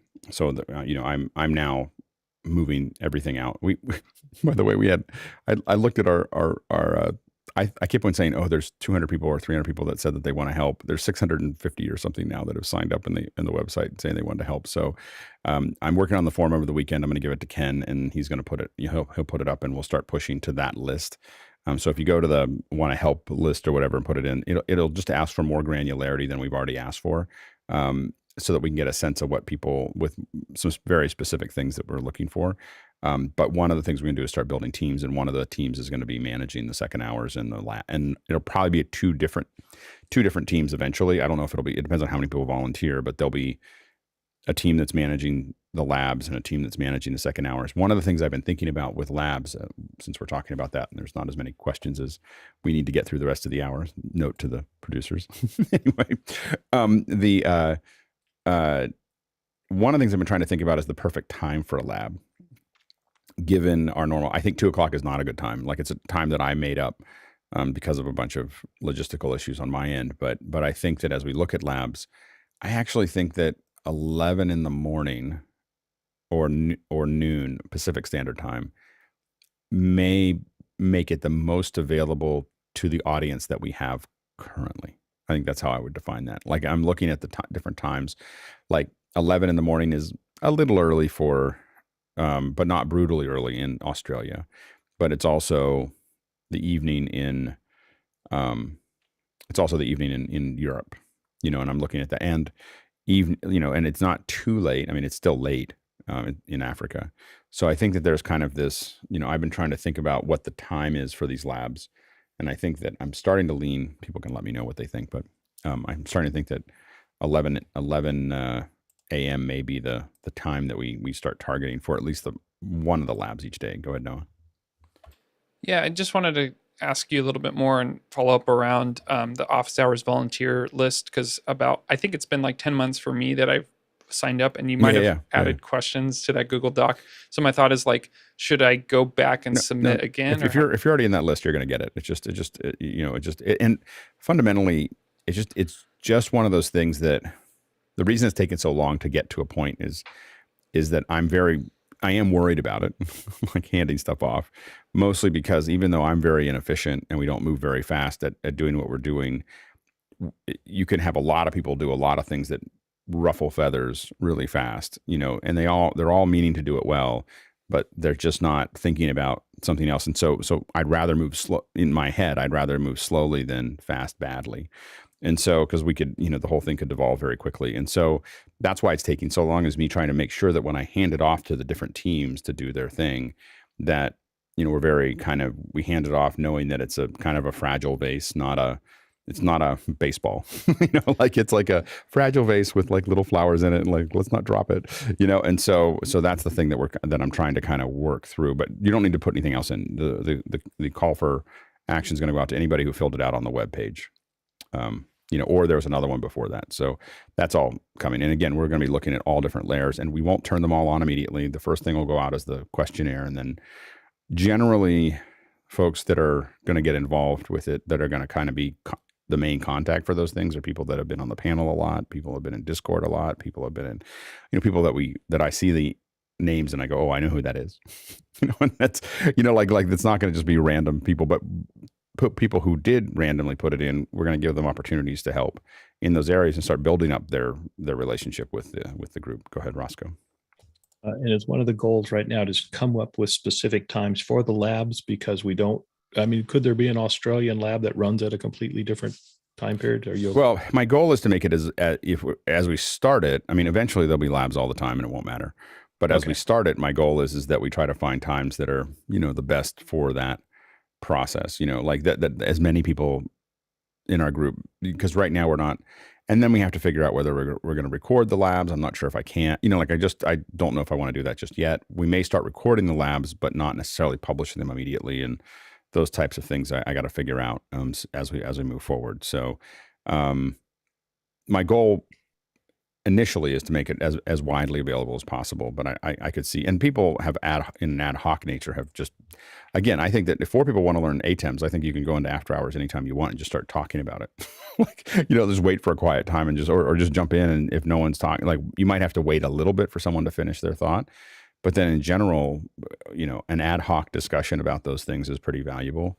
So I think that, you don't need to build a lab for that. It's mostly, I want to build a lab. I want to advertise it to the rest of the group. I want to have a breakout room for it. Those are the kind of things that I think are there. But I think that most things that people think of as labs could just be done in the general room. In fact, I think we're better off if they do. If Mickey's working through a mix pre 3 with somebody, it's good stuff. Like, people should be watching that. Don't, even if you don't have a mix pre, you'll learn a bunch of things that you wouldn't know before in that process. And so I think that we want to do as much as we can still in the general room, but what I'm trying to build is a space for things that say we're really bringing someone in. We want to promote it to everyone. That type of thing for the labs, at least at the beginning. Go ahead, Noah. Yeah, it just makes me think of some more inside baseball stuff. So let me know if we don't want to go there. But the thought of like organizing volunteers and people who have come to sign up, right? So specifically the OH space group that I'm a part of now. So we have people who want to help, but we don't know necessarily what their skill set is, where to put them. Mhm. I'm sure that's the same with Belfast and and Tony's show is like, Right. there might be people and you just don't know evaluation wise, like where they're at or what they're excellent at. We need that person over someone else, you know?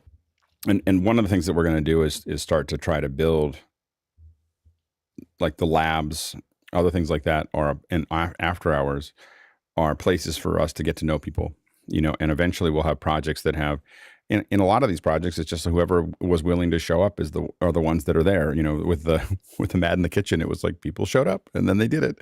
And, you know, and so I think that in a lot of cases, that's what we'll keep on doing. And we want to keep on creating projects that anybody could show up and just shine, because one of the things that we've gotten out of that is that some people have shown up and just been incredible resources across all the projects, where they just come out of nowhere, you know, and suddenly there's like, wow, like that was, you know, like I had no idea that person knew those things. And, you know, for me as someone who hires people, oftentimes I'm always like, oh, I see what you can do, and now, you know, and so that's the real opportunity. I mean, when, again, we've talked about this in the past, but the opportunity for folks is to, I think in a lot of ways is to join and just watch the show for a while, and then jump into after hours and watch the show for a while, you know, and then participate and especially if you have something to give back, answer some questions in after hours and be part of that and kind of figure out that process. And then, you know, then join some of the teams and then eventually end up on the panel, you know, and the more you share back into that system and the more you participate, the more people know you. And then that just, you know, that is the ultimate networking. It's a lot better than handing out cards. But if you network for network's sake, you won't get anywhere here. Like that will, you know, like if you're trying to be here to make contacts, this is not the place. But if you're here to work with other people and to, you know, because you're excited about it, this could be a pretty good place for people to do that. Next question. Comes in from Sky Gleason in Seattle, Washington, and he suggests learning more about the beginning, middle, end of story structure. And as a creator and consumers of stories, how could we see conversations around different categories of story: narrative, documentary, commercial marketing, short form, long form, etc.? Yeah, I think that's a good one. I mean, go ahead, Sky. Comedy, drama. Again, we've been telling stories since we were humans around a campfire. So the science of story, there are people that have been doing this a long time, and it gives us, with the equipment, a place and a reason for being. So I'm very interested in as equipment continues to change and degrades, the story has been with us forever. So that's where I'm very interested in good storytelling. Yeah. And just in general, nuts and bolts of how a show, even a live show, but bringing someone in and talk about this is what it takes for a live show to get done. Not less about them, like your journey or your history, but more of here's the mechanics of how we do a football game or the Olympics or a documentary. And then those little heartfelt case studies that happen inside, because it's, again, humans talking about other humans. That's that real connection. Drive me crazy. As a viewer, I always go, oh, and it's usually the time I go get tea. Anyway, go ahead, Noah. That's funny. And then like story arc, right? And so like an episodic thing versus a traditional movie, and like how an arc is different than, you know, an hour and a half film, you know, like the development of that. And so there's still story, and that's the undertone of everything that happens, whether we realize that or not, like how important story is to everything we do. It's funny because once, again, knowing the mechanics of film, you look at films in different ways. Like a lot of times I just go, oh, I just skipped act one. A lot of people don't know what that means. Like, like after I watch the movie once, I have a tendency to skip act one. I don't need to see act one again. Like, cause that's just describing the tree. I already know what the tree looks like. And so, I can tell you like what minute act one is, and that act one ends in most movies. Like, okay, that's the end of act one. And so so I think that, but when you understand those mechanics, you look at shows in a different way. And again, it's just like anything else. When you distinguish all the mechanics of all the pieces of it, creating it becomes much simpler, because you're just going, well, I need, this thing. I need a protagonist. I need this. I need this. I need this. It doesn't mean that's the only way to do it, but if you know those things, it's a lot easier for you to create your first thing. Next question. Whoa, I think you went past it. Hold on. Oh, I didn't click anything, so whoever's managing the back end. Yeah, don't be, for the folks that are managing the back end, you got to be really careful. Like people are hitting things that are not okay. Let's go to the next one. I'll try to figure out what happened there. All right, John Snyder, topic idea: how to get the most out of the Atem from noob to pro. Yeah, I think that. I mean, I think that how to get the most out of it, maybe a Tuesday session. Go ahead, Noah. And what's cool too is, like, since there are a lineup of Atems, like, you can basically, take the simplest form and start with that. And then, as the workshop progresses, you can show the value of moving up the chain, right? Going from the Atem Mini, going up, to the pros, extremes, ISOs, what all those things do. But yeah, there's a lot there for sure. Go ahead, Courtney. Yeah, you could cover both the hardware, how to do stuff using the buttons on top of the Atem versus the software control, and also you could even expand it out to how to use the Stream Deck in conjunction with the Atem switchers to control things and create automated things. Yep. Next question. This one comes in from Todd Rains in Allen, Texas. Says, I tried the CC on my last live wood turning demonstration. I guess it's closed captions. It worked, but the translation was not great on the technical terms. Is there any learning that users can pump back into the system? Well, in the discussion of like what can we do second hours on, understanding how closed captioning works, understanding how the automated closed captioning works versus and target libraries, those are all things that I think would be very useful for this process. Absolutely, in the accessibility area. Next question. This one comes in from Douglas Carmichael. It says, mixing skills for different types of music, singer, songwriter versus full band. Yes, and yeah, I'm trying to, go ahead, John. Yeah, so when you're thinking about a singer-songwriter, maybe just an acoustic or a piano with their voice, think about the different frequencies that you typically are working with. And so if it's a full band, you're going to strip as a reminder, I'm not sure which ones you were in, but we're not really answering the question right now. It's mostly the subject matters that we want to talk about in second hours. So, but brainstorming that, like what would that be? And I think that mixing stuff there, I think would be possibly something probably in the audio of Tuesdays, which is probably where we'd put, mixing different things. And we could probably break that into each one of those as their own week, like mixing a band. We did one on mixing, recording an orchestra, which I thought was fascinating. And so I think that like mixing a basic band, and again, I think this is a place where there could be a second hour where everyone talks about mixing the band, but there's a lab where we bring a band in or even a workshop.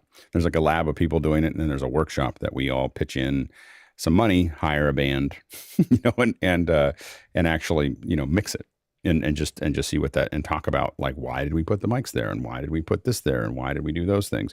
And those are the kind of things that gets into like why we're looking at workshops, is because some of those things cost money. And so if we can get a thing where we can all say, okay, if everyone puts in $25 or $100 or whatever, we can go hire a band, we can have a stage, we can have a thing, we can do a thing, and spend the afternoon, working on that process. Go ahead, Noah.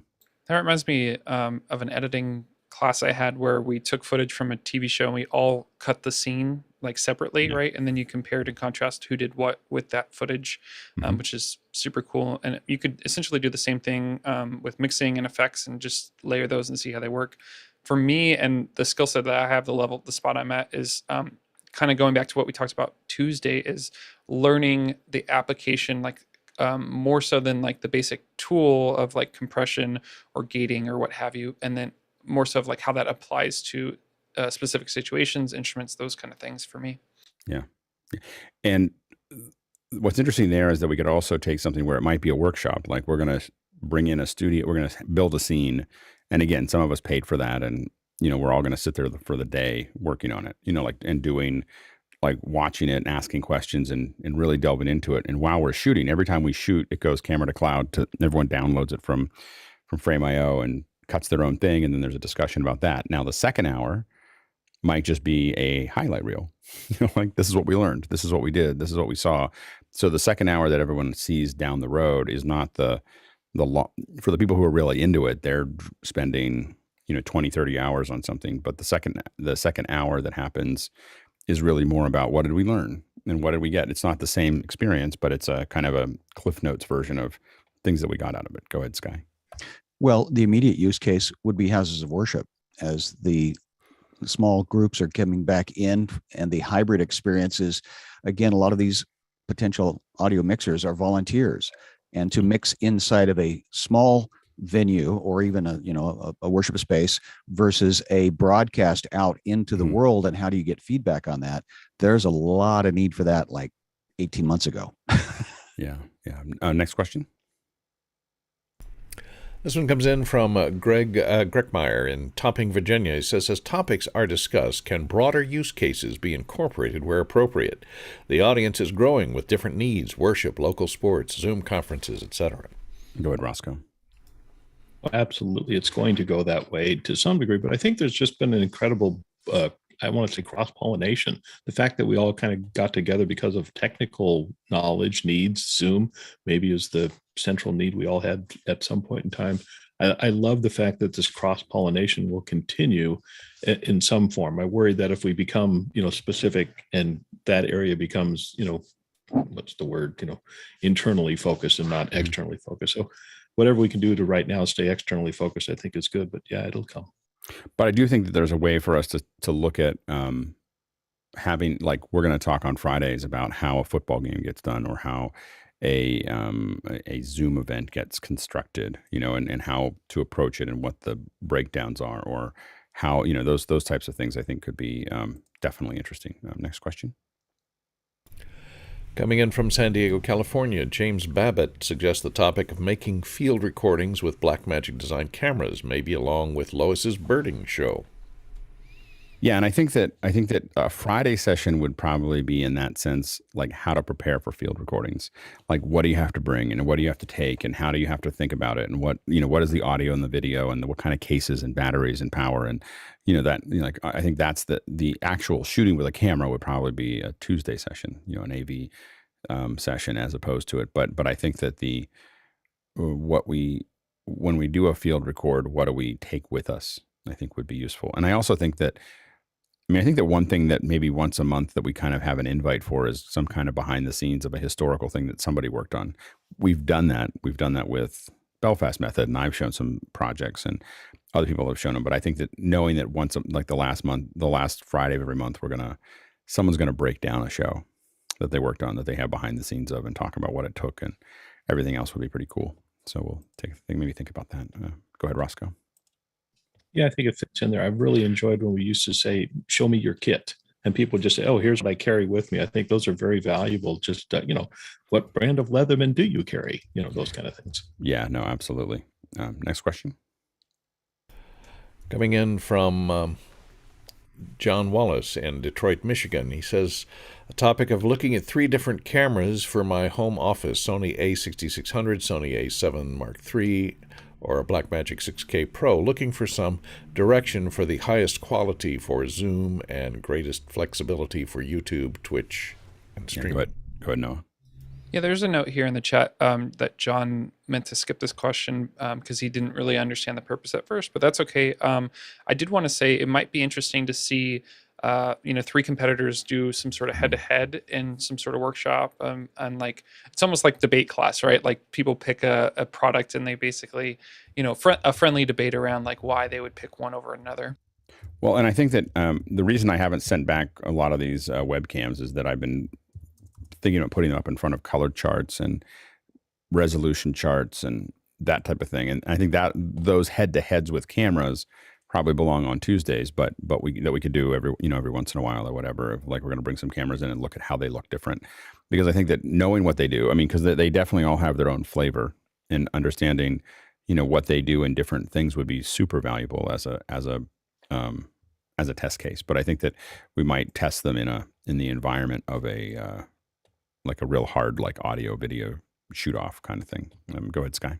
Yeah, and the concept of a shoot off. There was the people that did the cages and the rig companies several years back took all of the different cameras that were available and put them all on the same stage, but they also brought in different directors of photography and gave them the exact same set, but one did with an iPhone, one did with an Arri, one did with a Red, one did with and it also showed the different styles that a sitcom were lighting it brighter than the cinematographer. And so it was a great education for me. So I'd love to see something like that. I mean, one thing that I'm, in the land of things I've always wanted to do is take just one page of script and hand it to a bunch of directors and let them just do whatever, like give them a crew, like here's a crew. What do you want to do with it? And have them just, it's completely different takes on the exact same page. Go watch the Ron Howard thing on Masterclass. He takes the exact same scene, but if he were to do that scene again in this way, he would have done it that way, this way, that way. So that's a concept too. Yeah, absolutely. Courtney. Yeah, you've touched on most of the stuff I was going to mention. A shootout, I would try and limit the shootout to maybe 3 items at a time, either 3 mixers, 3 cameras, etc. Well, in an hour, definitely. Yeah, because when you get too many in there, it becomes overwhelming, and you forget which ones are better for this or that. It gets there's too many variables involved. But maybe vote up, which 3 items the week before are to be included in the shootout, and so on. Those with the most votes get considered. Absolutely, Guy. Yeah, I love this because different people have different needs. I mean, some people want the full frame, big sensor look and nice lenses, but then other people like Lois, I let her take control over this PTZ camera in my backyard that there was an eagle in there when she took it over. So it's kind of cool to just have this PTZ camera. Now I just put in another one so she can, and they're 2 side by side. So I put a Bird Dog and a Panasonic. So it's nice to hear what real world cases people want them. And then me being an equipment dealer, I can just go, I had Panasonic here yesterday, dropping off the camera at my doorstep, 6 foot distancing, but, and then I set it up and now I'm ready for another round with Lois, so I think that's a great idea, is to just say, hey, what are your needs? And let me see if I can get the gear and then bring it into either a second hour or if it becomes a topical discussion or just after hours. Yeah, absolutely. Roscoe? We could study BMW films, which directors were given really good budgets to advertise car models, and there are about, I think, 9 of them. Yeah. I mean, taking apart things that we can take apart. And a lot of my classes when I've talked about filmmaking, I have to admit, I mean, I can't stream this, but I take the behind the scenes and I do a kind of a play-by-play, this is the behind the scenes they packaged with the thing, and here's all the things that they're not talking about, and I stop and frame through and circle things. I've noticed this and see how they did this, and it'd be fun to do that kind of thing. We just have to, and the easiest way for us to do that, in my opinion, is to do our own, because then we own the whole thing. But I think starting with something like the BMW films could be really cool. Now, next question. All right, this one comes in from Rupert McCrae in Dallas, Texas. He says, nuts and bolts of distributed work, or distributed teams, also known as hybrid work. Well, it could be hybrid work, yeah, and it can be hybrid work. It can also just be, how do you work with a distributed team? Yeah, go ahead, John. I think trying to make all work the same is really important. Like we have a lot of contractors that we leverage, and then we have a lot of people who are on premise in our buildings. And making sure that the work feels the same across both. Well, and more around the like what tool sets, work tracking, collaboration. What does that work? And kind of keep that in the same box. I'm not trying to answer the question what that means, but more on how do you make sure that experience can be the same no matter where you're sitting, you're experiencing a very similar concept and what tools are on that. Yeah, and how to take advantage, and also how to take advantage of time zones, for instance, that they can actually be very advantageous if you know what to do with them. Next question. Coming in from Douglas Carmichael, he says, working with different digital mixing platforms, Digico, SSL, Yamaha, Allen & Heath, etc. Yeah, go ahead, John. I'd love to see anybody who has experience with live sound, what boards are you seeing on writers most often, and then actual deep dives into those different topics. And those soundboards, understanding what it means to use them, if there are ways to virtually control them, understanding what those menus look like, screens, and how to kind of get around I get thrown in front of a board sometimes I've never used before, and being able to see what other people have or get some virtual experience is always a nice way. Yeah, and I think that there's a whole bunch of those where talking about those boards is a second hour. Us having a longer discussion on it might be a lab, and then there could be like a 4-hour workshop that is like getting up to speed with a QL1 or getting up to speed with a sound grid or getting up, and those things could be. And I think that again, the labs. One of the things I think is working with the labs so far is this kind of one person telling another person what to do. I think works really well, which is that it slows it down to a speed that, so having Elle or someone else tell me what to do in Isadora, I think is a pretty good lab. And then everyone can watch and people can follow along if they want. But there's something, and I don't know what that's the case for everyone, but there's something about that process that is, I think, slows down so people understand what they're looking at, and they understand that process. And it's more approachable because it's clear that I don't know what I'm doing. Next question. Yeah, go ahead. Courtney, you're muted. Yeah, I think you're muted in Zoom. Double muted. Yeah. I'm sorry. Jason Panks in Nashville, Tennessee. Ways to communicate processes to other crew members. Yeah. I mean, I think that talking about communication processes and how to get everything from call sheets to logistics to gathering things up are all things I think would be useful. I definitely think there's a whole second hour on call sheets because I think a lot of us, we all do those differently, and I think many people are very they either are clear that their version doesn't work or they're clear that their version is the best. so I think we bring them all together and figure it out. Go ahead, Roscoe. Yeah, I put in the link for kind of a Rebel Jungle software. I mean, we could hopefully get someone from them in maybe to talk about their call sheets, and they're basically trying to do all the things that a film shoot would need. So right. I think maybe comparing them to some of the others. The big boy, of course, is Movie Magic, who's now owned by Eon or something. But right. I think we could compare that kind of different communication sheets and actually look at them and say, what do we like about this one? What do we like about that one? Right. And if somebody has a custom sheet they have, then they can compare it to those. Absolutely. Next question. Comes in from John Snyder in Reno, Nevada. How to plan and debrief on various project types. Yeah, I mean, I think that there's definitely an opportunity to figure out what the I think those are two different things. Like how to plan a project or how to plan an event is probably a whole hour, and then how to debrief an event is probably another hour. So those are probably two separate pieces, but very valuable. Go ahead, Noah. Yeah, and I think too, what happens, at least in my experience, is like when you've done 50 or 100 projects, you naturally have your own like set of checklists in your mind, right? So like systematizing that and then coming up with a system so that you can add to that, to-do list. So every time you start a new project, you just run through that to-do list. Yeah, absolutely. Next question. Comes in from Douglas Carmichael, camera shading. Short. Yeah, that's probably a Tuesday session, but one that is sorely needed. So yeah, absolutely. Go to Roscoe. Yeah, very interesting discussion. Chris Fenwick mentioned it a little bit. We were having yesterday, just trying to figure out what kind of standard we could set up. So I think, yeah, we could do it in it's something we're looking at here in this group. So I think if we just break that open and just say, here's when we're going to talk about it, I think that'd be very valuable. Yeah, absolutely. Next question. This one comes from also Douglas Carmichael. What would you think of recording those labs and interviews on a members-only site? Yeah, so some of the interviews, like the one we did earlier this week, is not recordable. Like that was kind of the part of the agreement was that it wasn't going to be recorded.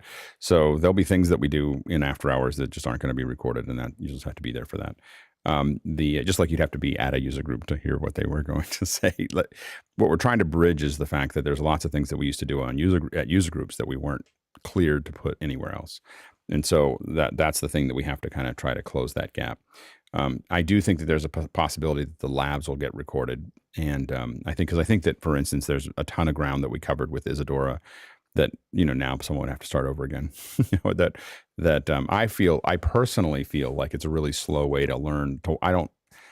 I think I have to get over the fact that personally I would never watch somebody else do something that slow. Like I can't watch that. I can watch it if I'm in the conversation and following along and asking questions, but I couldn't watch it again passively without something else happening. But I realize that I'm probably not the only view of that. So I think there is a growing demand for people to be part of the lab. So we'll take into it. We definitely won't put up the labs on YouTube. It'll definitely be some kind of members only thing. Next question. Comes in from Sky Gleason in Seattle, Washington, says the topic of distribution of content, a workshop of the best way to accomplish and deliver an end product, frame rate, aspect ratio, etc. Yeah, I think that would be great. And I do want to be careful to distinguish, second hour from lab from workshop as we start to kind of move forward, is just to know that when we say second hour, that's a 1 hour thing that's got about 10 minutes of content and 50 minutes of Q&A. Like that is the model for a second hour. A lab is 1 to 2 hours. Right now it's 1 hour, but it could be 1 to 2 hours. That is in after hours in a breakout room of us working through something, right? And it's free, and it's just something that people can learn at. A workshop is potentially 2 to 4 hours paid, and maybe even part of a larger program that helps us find a way to, again, what I'm mostly concerned about is having a way that we can pay for the cost of doing the workshop. So some of these things are like, I need a stage, or I need a band, or I need these things, or I need this hardware, and we don't own all those things. Or I need to hire people to run that. So we have to find a way that we can generate revenue for that. We also want to take whoever's going to lead it. We want to make sure that they can take the time out to work on it. It'll never grow to labs are fine and second hours are great. And I think that for people who want to teach, the workshops, the path into that will be being on the panel, doing labs, building up a bunch of people who know who you are, and then leading a workshop. That'll probably be the progression. Unless you really are known, I don't know if you can just start by saying, I'm going to do a workshop. Like it'll be, building a connection with the audience and having people get that they think that that's something they want to do. As being a part of an editor's group, I've seen many a Hail Mary of what do you send the content and what is it, the shape and size to a different TV station or a distribution. Yeah. Because the editor often doesn't have the end distributor of, that PBS station in Boston or something. They want it some specific way. So I guess that was that checklist. Yeah, no, I think that checklist could make a lot of sense. Absolutely. Yeah, thank you. Yeah. Next question. This one comes in from Douglas Carmichael, managing neurodiverse teams. Go ahead, John. Yeah, I think like an awareness hour almost, where you can understand what does it look like. Maybe some people are undiagnosed. How do you find ways for these people to work most efficiently?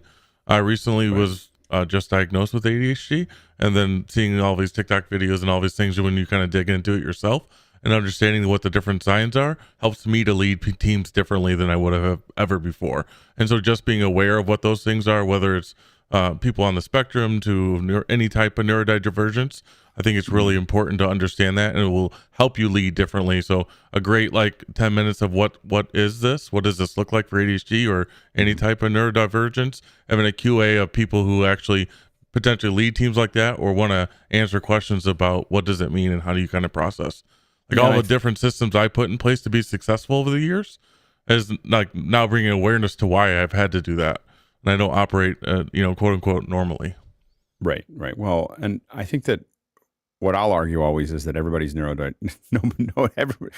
a thing that we call the average, which we call normal, and we're all divergent from that. No one runs on that line.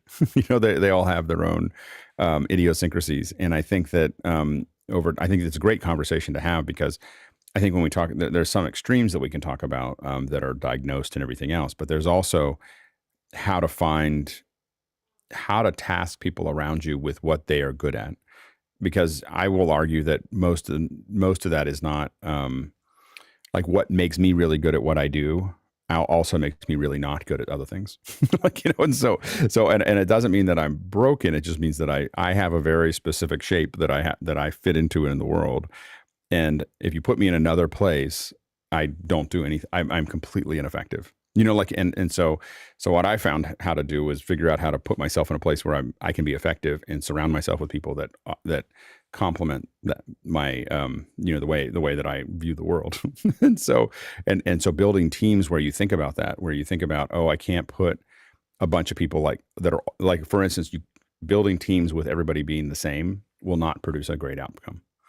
Like you are looking for a different kind of person in each position. And they are, there are certain positions that they need to be very detail oriented. And there's certain positions where they need to be very fiery, and be looking down the path. And if you don't have all of those things, so building the perfect team, I think, is a thing. And I think a lot of times, I worked in a long time ago. I was filling in for something. I was working with a church, and they had the person who kept the church clean was that kept it in order was he had Down syndrome, and he was so effective. Because he had to be away for a weekend, and he had to explain to me all the things that he did and all the things that are there. And I'd move something wrong with, no, that's not how that works. It's a very, very specific thing. But that was his whole world. Like, his whole world lived inside of that, and he was completely effective. And I don't know if I could even keep up with, it was hard for me to do it as well as he was doing it. And it was really a lesson for me to learn that everybody has something that they can be good at. And it's just a matter of figuring out what they're like. Temple Grandin is another example. She revolutionized how she's autistic, and revolutionized how everyone interacts with cattle, because she understood the cattle. There was something about, in her specific neurodivergence, there was something that she understood about what was making them stressed, and not producing good milk and other things. And so we have to find people who are good at all those different things. So I think that team building across all the entire spectrum, there are extremes that are harder to fit in, but I think that it's a really important thing to realize. Everybody's on the spectrum. Like, everybody's on some spectrum. It's just a matter of how far along that spectrum they are. Next question.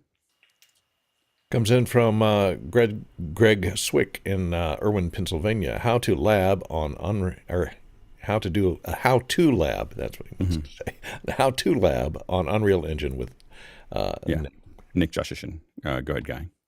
Yeah, we've had some of these on Saturdays. I think if we were to do a 3-parter for second hour, it would be amazing to have like a lot of telestration of breakdowns of what's been done. And I believe Nick's a Unreal fellow, so he could probably get some other folks in or let us analyze the work, even if it's just off YouTube.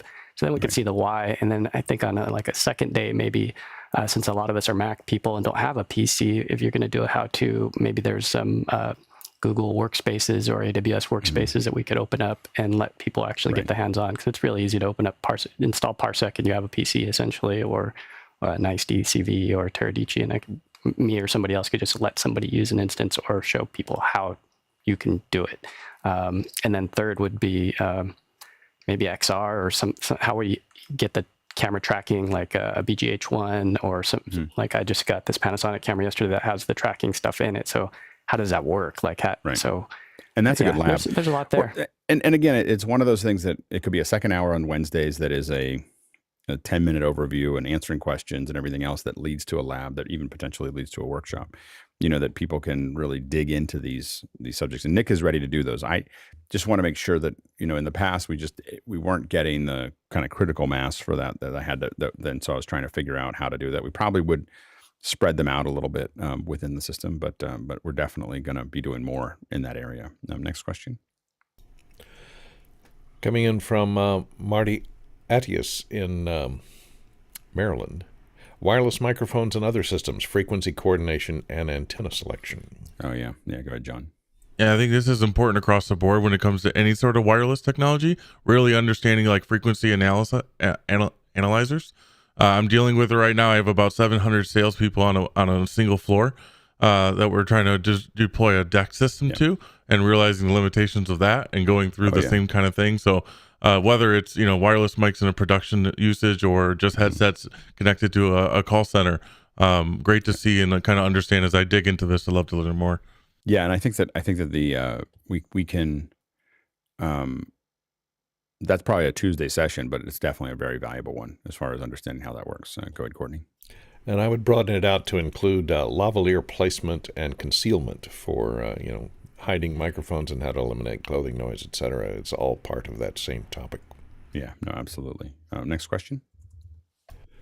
Coming in from A. Mitchells in Washington. So speaking as often as we do of talking heads, should we consider trying to invite someone from the talking heads to discuss how they have used newer media technology throughout their careers and projects? How about other media tech related artists? Yeah, I mean, on a Thursday, that'd probably be great. If someone has a contact to David Byrne, let me know. I'm in. Yeah, definitely bringing some folks on from somewhere like that on a Thursday to talk about their path. I think that probably less nuts and bolts and more of if we brought an artist like that and we'd want to treat him like an artist, just talk and just go through their journey. Last question. Last question for today comes from Douglas Carmichael, and he says, graduating from Little League products like an Atem switcher to larger scale products like Grass Valley, Ross, or Sony switchers. Go ahead, Roscoe. Yeah, hopefully we've had a few people that have actually gone through this. I think of a Greg Gibson. I mean, somebody like that, if we could just pick his brain for an hour, I'd be happy. Well, I don't know if he's moved to the Grass Valley. Has he moved to Grass Valley and Sony? I think he's. I don't know if he's gone that, but I'm just saying he's started, and has grown tremendously. Yeah, no, absolutely. I mean, definitely talking through, and I think some of that's a little bit of a business model, some of the process. I think that the question really is that a lot of us have when we talk about those things is how viable that market is for people getting into the industry. A lot of us aren't sure how big that market will be over time. So so it's like, do you need to learn those things?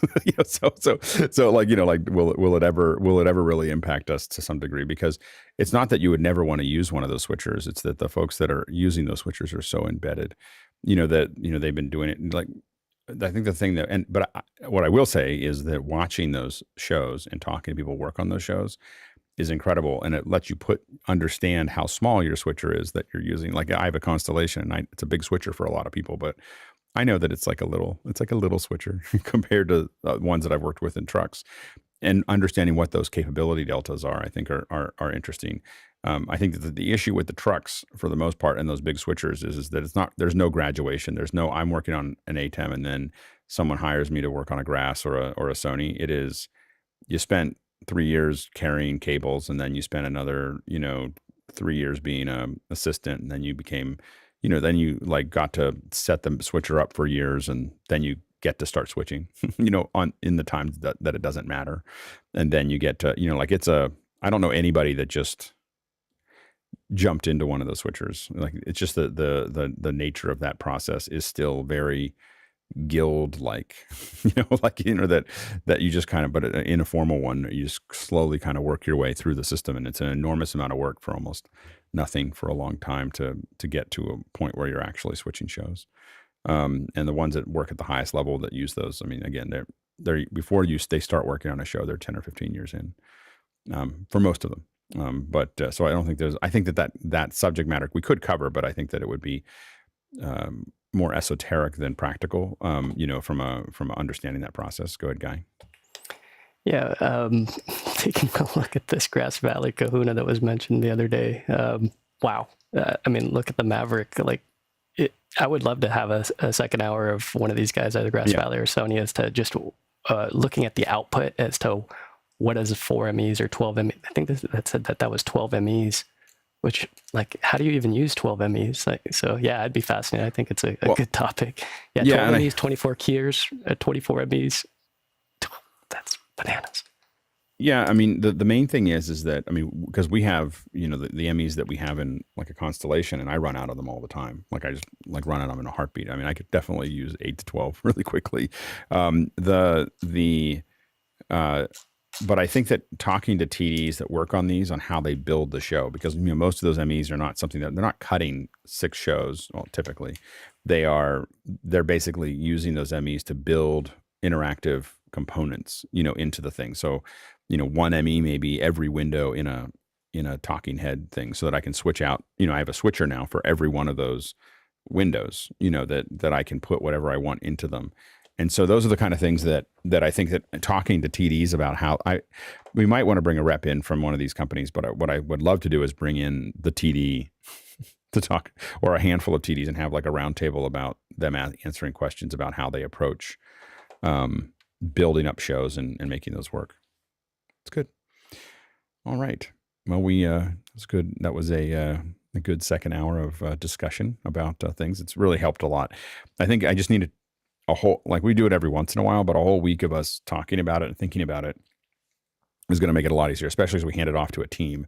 Everyone will make sure that we really kind of build some structure around that. So probably we'll talk more about it. Maybe on Sunday I'll propose, like, this is kind of, because what I'm doing is trying to think as much as I can of how to not only have subjects for every one of these, but almost think of every single day of the week as a user group, a monthly user group. So there's a monthly subject that we're going to discuss that sits inside of these groups, that we can, so that monthly we're talking about something specific. And then, because then at that point I only have to think of 12 things 20 times. so anyway, so it's, and actually when you start breaking it down that way, it becomes hard to like, oh, we're not going to get to this often enough, or we're not going to do, like when you start thinking about it, it actually becomes more problematic. Anyway, great stuff. Thanks everybody. Education tomorrow. And remember, we're going to talk about Keynote at 10 a.m. and then cooking at 10 a.m. on Sunday. So that's all coming up here. And we'll see you in after hours. All right. Thanks to the producers. Thanks to the panelists. And